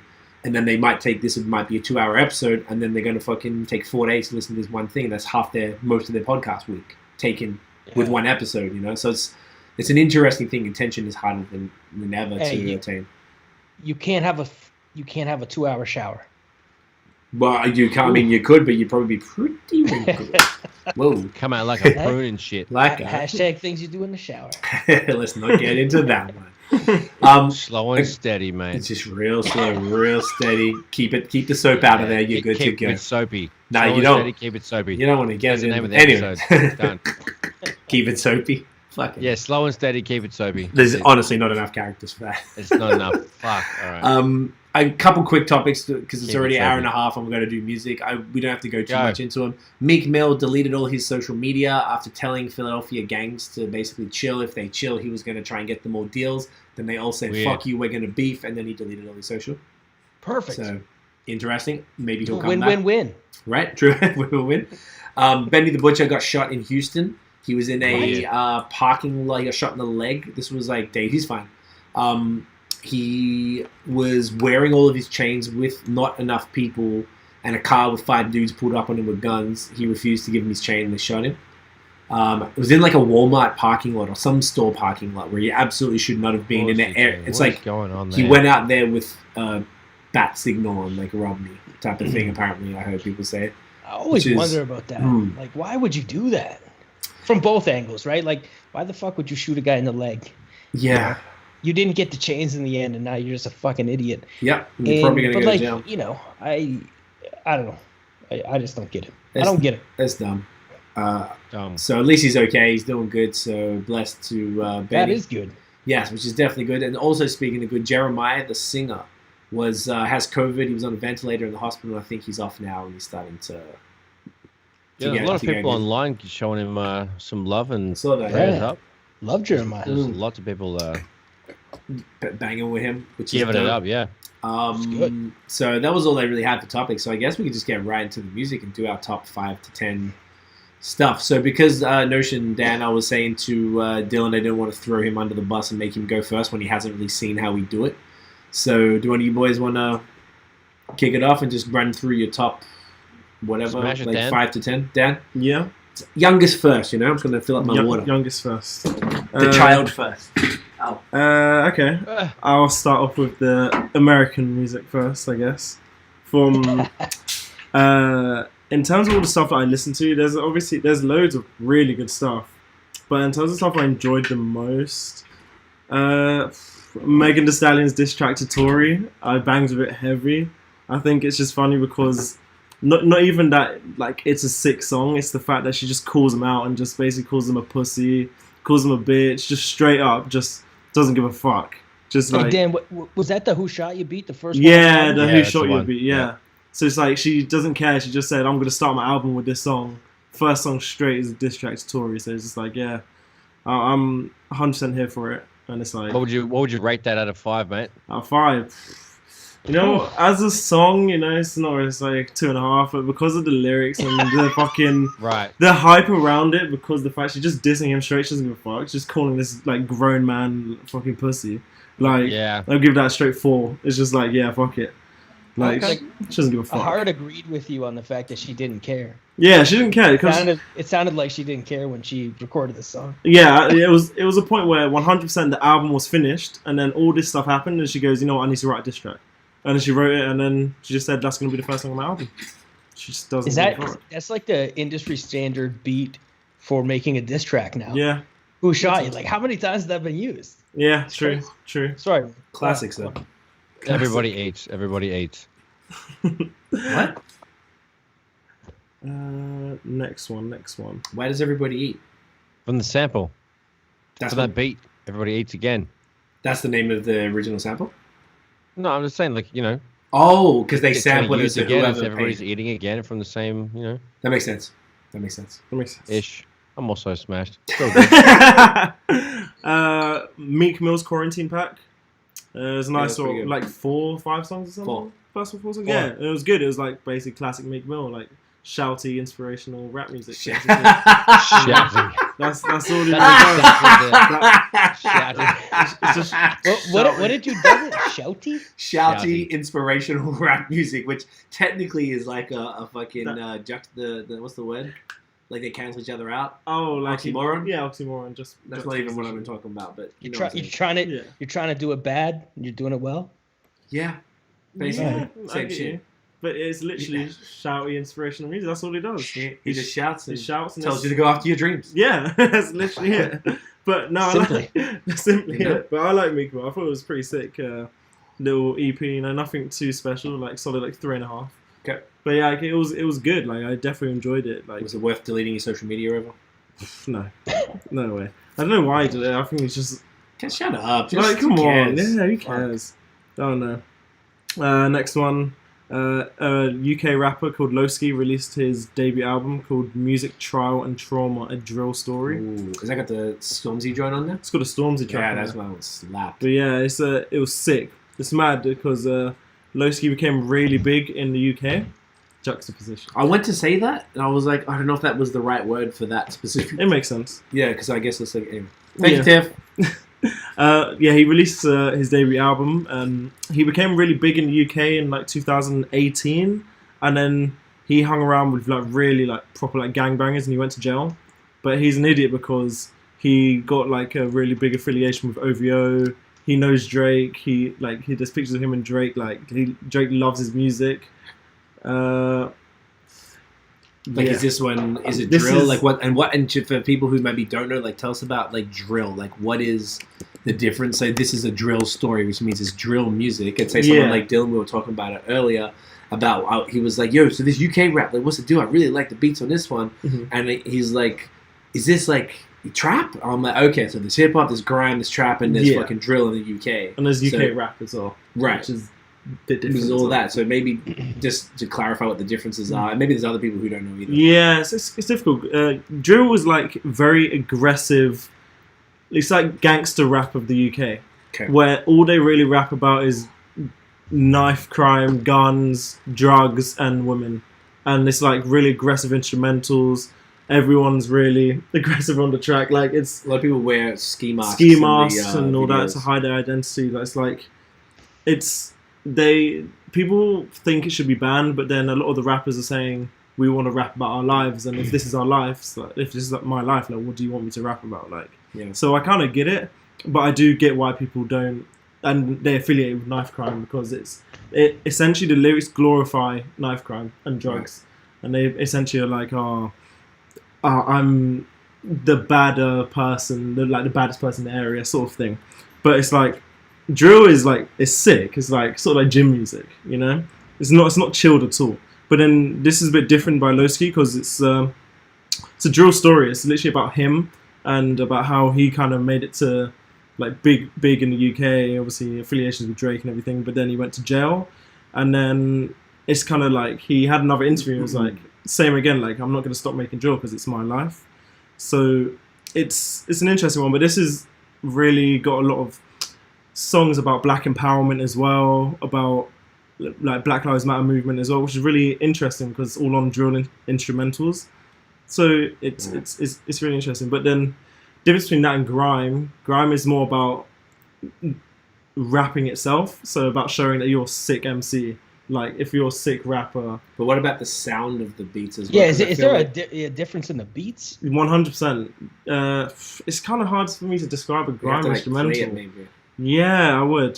So who's like an ultimate, like say if Dylan was to check out one artist from each of the different genres to give you just a very, very simple rundown, Yeah, who would be, so obviously say Lowski, you listen to that album, it's straight drill. that's straight drill. Yeah. Okay, so who would be a really good, a very obvious example of grime? Grime, Skepta, or Wiley would be like Wiley's two. the godfather of grime. Yeah, that's what he calls himself. Yeah, so it's like they're probably the two biggest grime artists, and then when it's like more UK rap, listen to Dave or Stormzy. I'd Yeah. say Stormzy's Stormzy does have god. some grime Mhm. songs, but I'd say It's now predominantly rap, it's predominantly for rap. sure.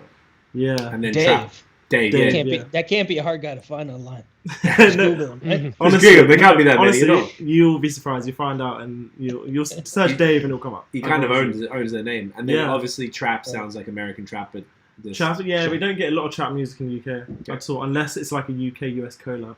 Gotcha. You don't really get a lot of like, oh, this is like a trap song, unless it's someone like Octavian. You guys might know, he's pretty big. He's cancelled now, but he's like a big UK artist who transitioned to the US, and it's like he has a lot of US sounds. When people listen to him, they assume he's a US rapper because it's like literally all trappy instrumentals, but then he raps with a UK flow and everything, which is very interesting. Yeah. Shout out that on that Lowski album, the Basil Brush track. It was a collab track. I like that one. Let me have a look. I need to remember which and song. that's taking me out of my zone hard. Shit. But, you know, a lot of this stuff. But this is interesting, though, right? That's what I was saying to you earlier. Like, and even I was saying to Notion when we first started doing it. I think it's handy for guys like y'all who are producers, who might, you know, it's like you're seeing these different sides, and maybe you could get inspired by anything, or you like these different sounds, even if you don't love that music. Like, you probably appreciate some shit that's going on, you know. You know what? Like, and that's why I asked you earlier. I texted C and I was like, "Is this UK? Is this trap? Like, it's not quite the same. It sounds a bit the same, but like one of the biggest things that I noticed was the glaring difference in appreciation for the music that we get here and what goes on in the UK, right? And I feel like if I was actually in the UK, I would have even more appreciation for that scene if I could go to shows and stuff, right? Yeah. It's just got a different energy than the trap shit that we hear here. Yeah, it's That's very my different. opinion. Great summary. It is very different. Real quick, just a couple quick comments before you keep going there, Dan. Tiff was talking about Meek Mill because he has a lot of auto-tuney business going on, though, not really a fit for him. The single with Lil Durk. Yeah, I remember. Yeah. That was terrible. I don't know why he did it. I really don't know why I'd rather just yell at me and be inspirational. Yeah, and don't I'd fuck be off very inspired. Yeah, exactly.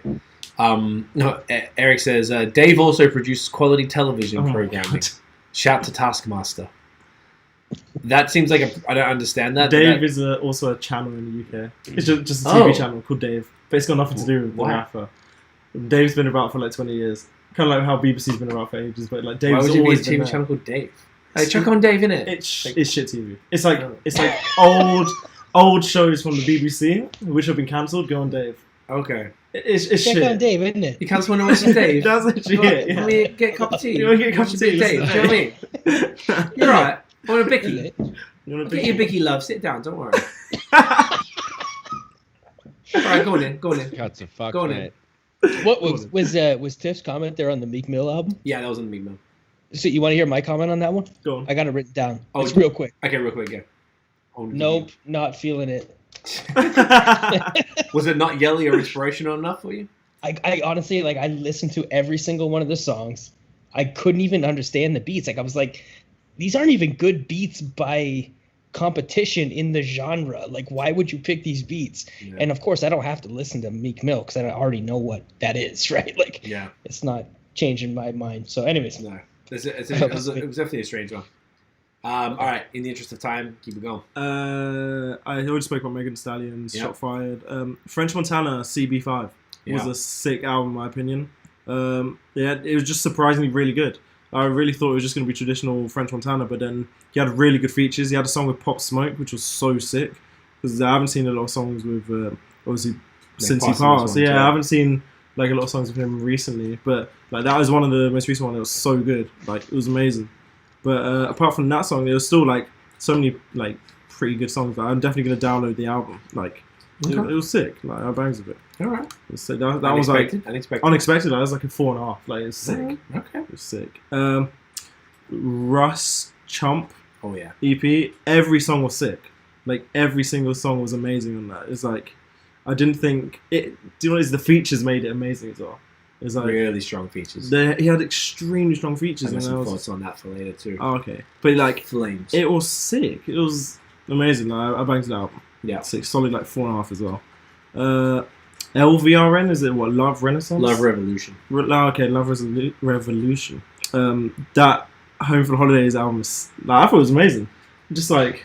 So Love Revolution is a crew. They used to have that dude Rory, and then they have Black, and they have some few Walker, people. I think some. I don't know if she's a part of them. She might have just been a feature. I don't know. She was on the song with Black, but there's a whole. They did a whole like Christmas album called Home for the Holidays. So. I thought it was sick. It was like a modern version of most Christmas songs, and it was just like it wasn't too corny. Christmas album. Oh yeah, not at all. Like it really was just like a song that I could just play in summer. Yeah. But then it had stuff about Christmas in it, basically. And it was quite Santa. basically. And there was like quite a few cool interludes in it as well. And there was a sick song called Feliz Navidad, I think, which was a sick song as well. Nice. But yeah, they were all pretty cool. I bangs with it. Okay. I put Mary J. Blige, My Life Commentary Edition, Yeah. which was sick. It was just like, I haven't listened to the actual album in so many years, and actually listened to her explain why she chose certain instrumentals, certain features, and lyrics. I was like, yeah, this is like sick, because it's old, like the album. It's like 1994, one of the greatest R&B albums of all time. Queen Hip Hop sold to make sure you show. So I wasn't even born when the album came out, but like I knew a lot of the songs, obviously. Wow. But like, Wow. I know. Man's is young, isn't it? I was born 4 years after. But yeah, it was sick. Bangs with that. I know, right? I graduated high school that year. What year was everybody born? Come on, let's go. I don't want to say it for me. 98. I would say 86er. 83, eh? 81. Man's is on. Oh, man's old. Gray beard. Oh my god. Holy gray beard. Man's is mature, isn't it? The Man's next could be your dad, motherfucker. Whoa. Can you imagine? I know. Whoa. Could be. Whoa. Going in. Go You on. went to the Whoa. UK in 98, you know what I'm saying? You know what I'm saying? I don't want to disrespect my aunt. Continue, sorry. Wale's song with Gunna called Flawed. I thought it was I pretty think I sick. heard that one, yeah. Yeah, I was surprised. Oh. I really like Wale. Like, he's just... I used to think he was quite corny, like, years ago when he was, like, really mainstream and he was actually, like, big. You'd listen to Wale and he'd be pretty much everywhere. But now he's, like, proper, like, quieting down. Like, you don't really hear much from him, but he's on the odd feature. It's like, oh, sick. Like, and he's actually sick on most songs he's on. Yeah. And Gunna's sick as well. Like, I bangs with Gunna a lot. He's obviously a really good auto-tuney trap sort of rapper, but, like, it's sick. Bangs a bit heavy. That's Oh, yeah. Solid 4. Kanye West Na Na Na remix. I thought Yeah. it was good. I thought DaBaby was really good. I sometimes like DaBaby. He's a bit annoying sometimes, but like I thought his feature on it was really good. Tiff says relax. I think I was talking about her aunt, isn't it? Sorry, Tiff. But this Imagine remix I'm is your so uncle and your partner. She's pissed. Fucking Kanye West remix, sick. Yeah, love it's that good. song. I do. It was supposed to be dirty, but it ended up being clean again. Was it? That I heard. Oh, I didn't even read like. I actually didn't realize at all. But like, it was really good. It really worked out pretty well. DaBaby was good. I forgot who else was on the remix. 2 2 Chainz. Chainz as well. Yeah, he was alright. I can't really Yeah. have any complaints. Yeah. Goody Mob Survival Kit. Oh, I didn't get to that. Sick. Yeah. I listened to it. I was like, this is the first song. I was like, okay, this sounds really, really old. I don't know why. It sounded really old, but like, I listened to the whole thing and it was amazing. Like, it was so good. Okay. I'm gonna definitely check it this week. Kirby and D-Smoke Superpower. Yeah. Fire. Amazing. Like, you can't go wrong with D-Smoke. He's just fucking... He's just the most chilled artist. He's sick rapper, sick... everything, like, essentially. Yeah. It's like, so that's probably like... It's either between that and... I don't know. There's quite a few good ones. Between that and, like, probably Russ for my favourites of the Okay. week. And, obviously, Good choices. got C in there. C Mama. That's my favourite song Song of of the the week. album. And D-Cipher. Bang. Don't forget D-Cipher. Bang. Oh, D-Side, obviously. Don't forget produced by Produced by Smokewell. Smokewell. Don't forget mixed and mastered by IllNote Studios at IllNote Studios. IllNoteStudios.com. Don't forget about that. You know what I'm saying? That's you? That's me. What That's song good. was that? I thought he was saying Sia. Yeah, just wait till I get to that. Who wants to be up next? Nosh, D? Doing it. Let's go. So fucking C and D-Cipher had an album by Toxic City. It was Oh, yeah? alright, not bad. Yeah, no. I don't know if it's top. I don't know if it makes it in the top. It's alright. It's decent. Oh man, not too bad. Cunts go alright. Well, yeah, Give that yeah. a 5 out of 5 just quietly. Yeah. Fucking the Russ Chomp joint. Loved it. Every track was a banger. The one with Black Thought and Benny the Butcher. Disgusting. Amazing. Elite. Yeah, just listened to it a bunch of times. Like, I had to pull it up like probably 2 or 3 times for Russ's verse. I was like, what? So it's just like, fuck. It's like, he's good, but like it doesn't make me pull up his verses, pause, whatever, if that's even a thing. It's a good Whatever. one, just in case. Super good. Love that. So I gave that a 4.5 out of 5. Nice. It was disgusting overall. Have to re-listen to that a bunch, but yeah. Black Thought, Quiet Trip, featuring Portugal. Portugal the man. Yeah, They're a band. That was crazy, man. 5 out of 5. That was just as usual, filth. the Meek Mill album actually, like, I agree with what Dan said. Like, for the most part, it banged. I'll give it like a 3. Like, not every song like hit home for me. I wasn't like, whatever. I'm not a huge fan. It did, if I was like ready to get amped up for a sick day, couple jacked up coffees that might help. Super Yelly Yelly inspirational. as usual. Yeah, dude, like Yelly's such a good fucking word for it. It's a very Yelly album, Meek. So yeah, and then the Kirby Superpower D-Smoke, fucking dude, 10 out of 10. Yeah, that was filthy. exceptional. Yeah, I run that back a few times today as well. Just watching. There's a video. They're all in a nice like lounge room, which is basically a greenhouse. It's like a mini forest. It's fucking beautiful. Eric says that Black Thought, the one you mentioned before, the Quiet Trip. Yeah, what's that? Yeah, that's fucking disgusting. His Streams of Thought 3. Yeah. Was that on the list? With the man and the last Artful, and then this. It's like the third or fourth one on the list. Yeah. How the fuck did I miss what I would have really liked? Come on, man. We always miss Come on, something. mate. There's just so many things in there. Keep it going. Keep going. And then the baby, my brother's keeper. Like I listened to that. Honestly, man, it wasn't too bad. His brother died. That's why. It's a sad album. So I'm saying, like I that's what I'm saying. Like it was really. It's nice, eh? I haven't heard. Yeah, so I give that a 3, 4 out of 5. Like I don't know. It was surprising from him, and it was quality from him is what it was.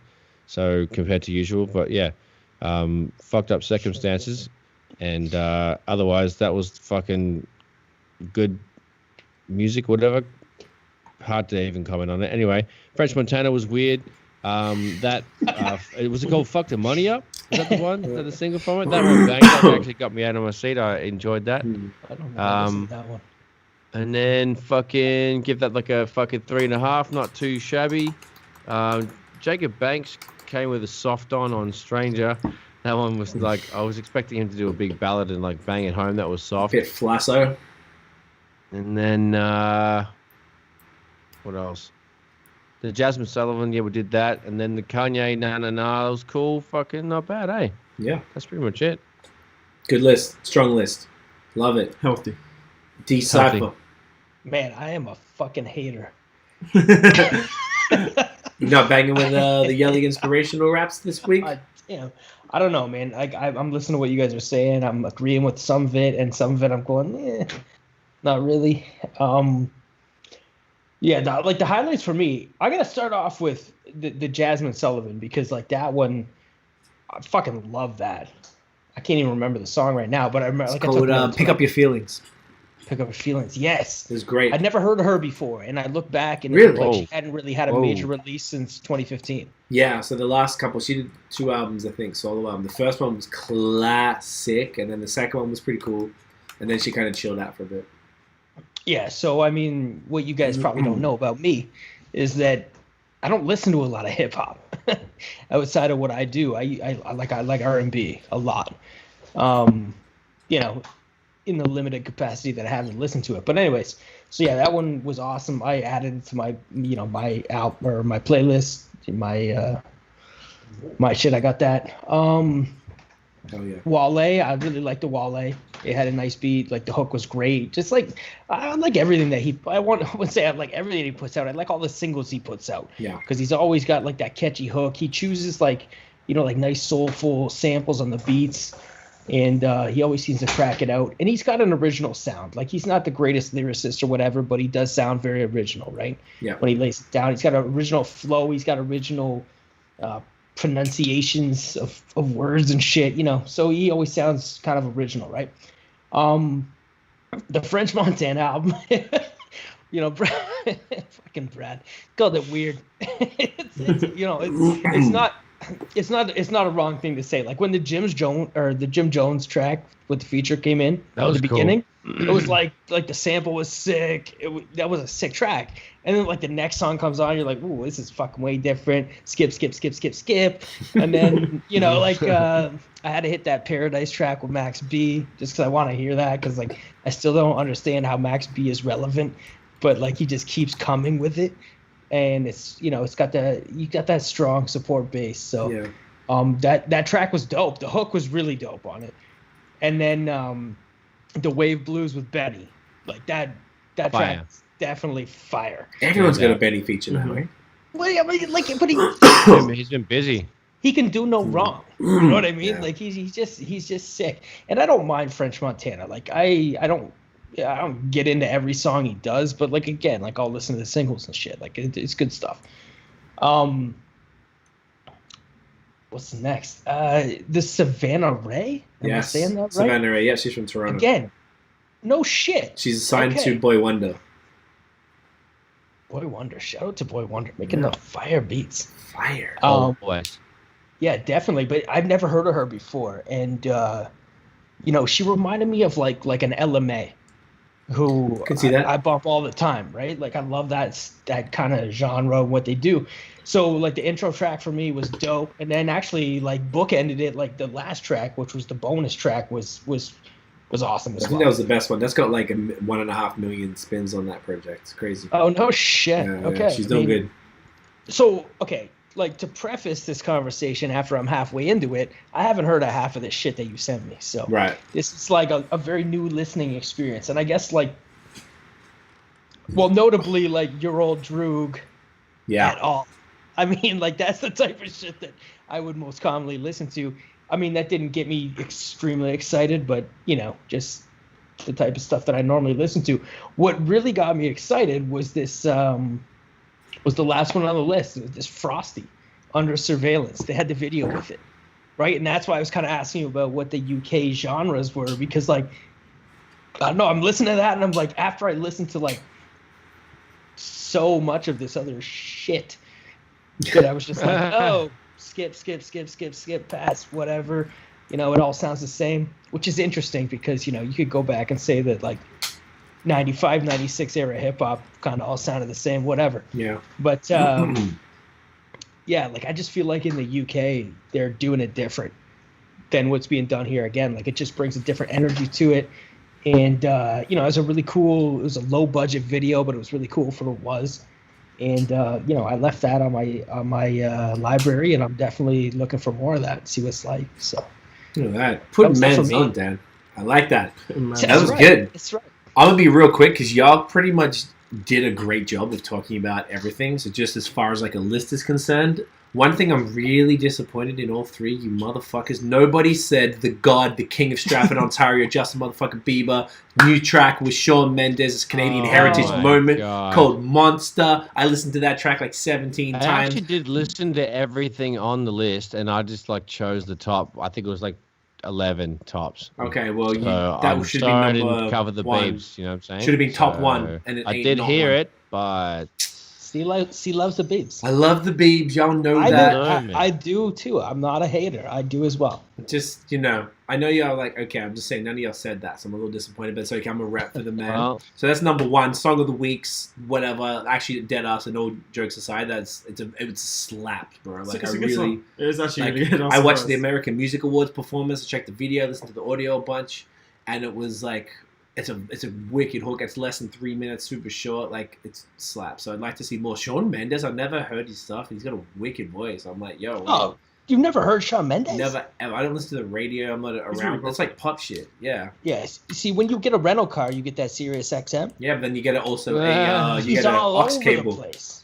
Yeah, but you get an aux cable and you plug your phone in immediately, and then you listen to what the fuck you want, and it bangs with the radio. But I think it's the type of shit you go into Uber and they might be playing it, but I couldn't pick him out of a crowd if I saw him, type of thing. Until now. Me neither. So that was obviously the best thing of the week. No one needs to discuss that. Russ Chomp EP, amazing. Tariq's verse, Black Thought's verse on the Benny track, I think is potentially verse of 2020. It's just disgusting. As soon as I just stopped what I was doing and grabbed onto something like, what the fuck is he doing? Insane. filthy. Filthy. What else we got? Savannah Ray. I listened to that today. I'm gonna tell you about Russ later. Dan, Dylan sent me these. Savannah Ray was super cool. Slower than I anticipated, but I enjoyed it. I like it that she's from Toronto. Mary's My Life, which is one of the greatest R&B albums of all time, at least top 5, top 10. So a commentary edition, which is weird. They dropped it in 2020 when it came out in 94. 94. Yeah. So it's not a 25th anniversary. It's not a 30th. It's just hey, let's put out a fucking commentary. Like, fine, okay. But it's Mary. She does what she wants. Get that money, girl. What else we got? The Jacob Banks one was cool. I like that one. Kirby and D-Smoke, Superpower, incredible. Both of them are insane. I would love to see more from those two together. They worked really, really well. They look, they both got really interesting vibes. Like their fashion sense and the way they carry themselves are really cool. I think they work well together. My friend Caleb Hart dropped a single called We Will Rise, and his cover art was also done by Josh Telfer. Caleb's on my next solo album called Relentless. He's a reggae singer. But used to be in a band called Tasman Jude. That was a dope one. That was super cool, man. Yeah. Caleb really, that's actually my favorite song from him in a minute. Like, he's always knocking out fire, but I'm like, yo, I really, really enjoyed that one. So proud of him. Jasmine Sullivan, you nailed it. Dylan, this shit is fire, but you definitely need to check out her first album specifically. There's Lions, Tigers, and Bears. This one track is her big, like, kind of ballad single. Is beautiful. Like, she was great. It's also interesting, she lost a lot of weight because apparently her mother got really sick. I forgot if it might have been cancer or something. And I think it was cancer, so they had to put her mum on a vegan diet because she's a good-ass human being. She went on the vegan diet with her mum, and she kind of like just lost it all. It was like Adele type of shit. She was kind of pretty chunky. I was just gonna say that. She was pretty chunky, and she lost it all. So I hope she's great, and I hope her mother's doing great. Oh, she was hot either way. Yeah, exactly. Sorry, Eric said a couple of things. He said GQ, Midsummer's Nightmare, Can't Go Wrong with Jamla, and Seba Capstad Project You Sent Me Nosh. Seba Capstad, does that sound familiar to you? Oh, yeah. Saba. Oh, he said SEBAKAAPSTAD. Either way, take a look at that. Basically, I like the Euro Droog song because they have Mac Homie, LP, The God Fahim, and Black Thought on it. So anything with Black Thought is super dope. That's just a nice, angry rap song. Vivian Green dropped a full album called Love Absolute, which she had singles, probably 3 or 4 we talked about. I listened to it when I was doing other shit today, so I didn't focus, but I'm going to run it back. It just sounded like some really solid R&B music. The album was good. Very good. And lastly, the homie, a bunch of us dropped this week. Tech Luciano, who's an MC from here in Montreal, he dropped a 3-track EP called The Darkest Hour. Super cool. Not what I'd really heard from him. It's got a lot of auto-tune on the hooks, but it was still like hard. It was kind of like Meek Millie sounding in that kind of realm. But it was great. I hope that did well for him. He's a G. I totally have him on. He's someone actually. I should hit him up for that posse cut smoke because he's dope. He raps his ass off. So yeah, that's about it, fellas. Before we forget, let's do the thumbnail. So Dylan was gonna take a screenshot of this thing here. So if you want to, like, I don't know, you want to hold something up, we always like to hold some shit up. Okay. I'm gonna hold a console. There you go. Ready? Coaster up. Boom. Get that up, yeah. Hey, you know what? Yo, actually, you mentioned. I fucked that up. I fucked up the thing. I didn't go far enough. That's good, because you know what? Nobody mentioned this, but there was one on here that was like really fucking fire. What was it? It was "Stranger Live in a Benz" by Jacob Banks. Me and Nosh talked about it. Did you? Well, I wasn't listening. Yeah, Jacob Banks is somebody you need. That song specifically, like Nosh said, it kind of wasn't like his ultimate stuff. That's perfect. Thanks, guys. But I would definitely recommend to check out he's got a bunch of albums up there. He's got some really, really cool shit. Jacob Banks is great. That almost hit me like some Sam Cooke shit. Yeah. When I listened to that. I don't know why I didn't start on my sheet there, but yeah. He has like a really rich voice. It's like a nice, like kind of like Quabs reminds me, like a nice baritone. Yeah, very, very melodic as well while he sang, you know? Like he didn't need the beat to carry him, he carried the beat. It was dope. Yeah, man. All of his stuff is like that. Like he's like, you want to, like, whoa, like, what is happening here when you hear his voice? Like, you pay attention. Dude, and also, one more thing. Yeah. In the list of songs you sent me to check out, there was one song that I like absolutely wanted to hate from the beginning, just because of the title of the song. Yep. It was Gold Link. Gold Link, yeah. Best rapper in the fucking world. Best rapper in the fucking world. And you know what? I wanted to hate it from the beginning, and I'm so glad that I did, because I wasn't disappointed. Yeah. Because you hate it. It Yeah. was hot garbage. It It was hot terrible. Yeah, it was It was one terrible. of the worst things ever. Goldlink? I rate Goldlink. I You think do, his yeah. product He is has some sick. moments. Yeah. Yeah, but like, Hey, I was talking to my terrible. wife. She said like I said, man, Cee sent me this list of songs. It's fucking overwhelming. She's like, we got to listen to them. So I put like that was literally one of the first ones I put on for her, like sitting here at the kitchen table, and she's like, this is fucking garbage. Dude, what is it called? This is the best rapper alive. And he's cocky too. She left the room. Like, so That says it all. I mean, He is That's a it. known arrogant piece of shit, though. Like I've heard him talk. He talks like Kanye, but has achieved not even a fraction of the nothing. thing. So, yeah, I'm not a big Golding fan overall, but he has these moments. Sometimes he has some cool features. But yes, y'all, that was great. That was fun. Appreciate it. Yes. Fucking Let me get a quick round of applause, and then Dylan, we can all set. Thank you for coming through, my man. I'm glad yeah, we. thank you for having me, boys. Yeah, man. I'm glad we got the project. Always fun to chop it up with you. Hell guys. yeah, man. I'm glad we got the project out, and I got the crow's feet going already. oh, you're ready to go. It's past your bedtime. No, Oh. because I'm Can you in laugh? Where can everybody find you online, fam? Man, it doesn't understand face wrinkles. Got too many at these old ages, you know what I'm saying, bro? Mate. I gotta go get that charcoal face mask. Yeah. on. Ooh, See? get that Notion. Woo. Notion knows us. He's looking slickers. Man, you know, Slickers. baby face Yeah, is man. Nice. Little... up to scratch. Mate, You feel me? That feels you. I gotta love you guys. Love you, Thanks bro. for having me on. Where can everyone find you online, You're a D? beautiful cunt, mate. Instagram at Smokewell Records, Twitter Smokewell at 519. Smokewell 519. Facebook, I think it's Smokewell Records as well. For all the old cunts who still use it.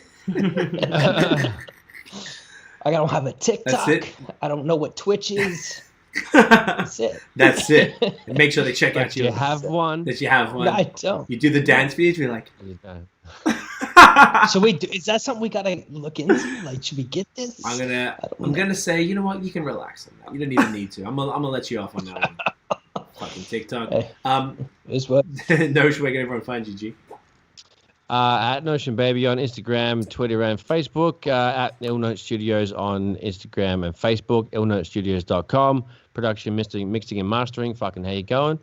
Where can everyone find you, Uncle Dan? Instagram. I actually uploaded. I Dan Johnson and Posted a drip shot. drip shot, real Drippy. drippy. Follow that. And same as Twitter, I Dan Johnson, and I also have a gaming Instagram, so HTFGXRMING. If you're into that team. Did you post your drip shot on Twitter? No. I don't really Always post when on you Twitter. post on Instagram, copy the caption, put that shit on Twitter. Okay. Okay? Okay. You'll let the Let man people know there. You know what I'm saying? know that. All right. Okay? All right. See you on Twitter. Yeah, all right, you're damn right. You guys can find me at CEEFOR, Twitter and Instagram. Guys, thank you so much for tuning in. Tiff says, great episode. Thank you. I think it was. This was really fun talk, man. If you guys enjoyed the episode, smash the thumbs up, hit subscribe below, Thumbs up. hit the notification bell Ding. so you know when the new drops. Follow us on social media at The Movement Fam everywhere. We are here around 8 p.m.-ish every Monday. We're going to keep going. I think we're just going to take a couple weeks off over Christmas and New Year's because I need a fucking break. The podcast, I'm doing it like 3-4 nights a week, and it's a lot. So mans needs a rest, my G's. Dylan, thank you so much for hanging out, guys. I appreciate you, and everyone go check out our EP by Toxic City. It is cold. It's available literally everywhere. She's a banger. You can stream it Spotify, Apple Music, fucking everywhere, Deezer, blah, blah, blah. We have it on SoundCloud, Audio Mac. We have it up on Bandcamp if you also want to purchase that, because I guess you get more money from that than probably you do from the Apple store. Everything's super cheap. Support. Yeah, man. Support. Appreciate y'all. It's been exciting to put out new music once again. It's been a while for me. It's been a year, I guess. 2 years. I put out an album at the end of 2018, and then we just did a couple singles last year. So we've been really slow, and this has got me I'm fucking hungry, man. Let's do this. We got this. We got the Deluxe coming. You got your CanCon album coming as well next year. Yeah. Which knows? It hasn't been 15 years for you? Not for me, no. So you must be jumping out your pants. That's right.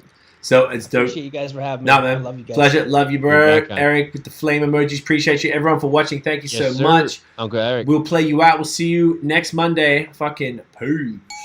Catch Oh, you guys can't hear it, but I'm playing the theme song, D. Hey. Hey. Ah. It's like the most expensive way to enjoy weed.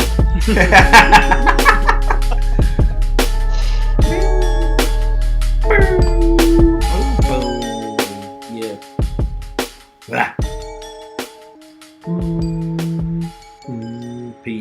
Peace. Let's go.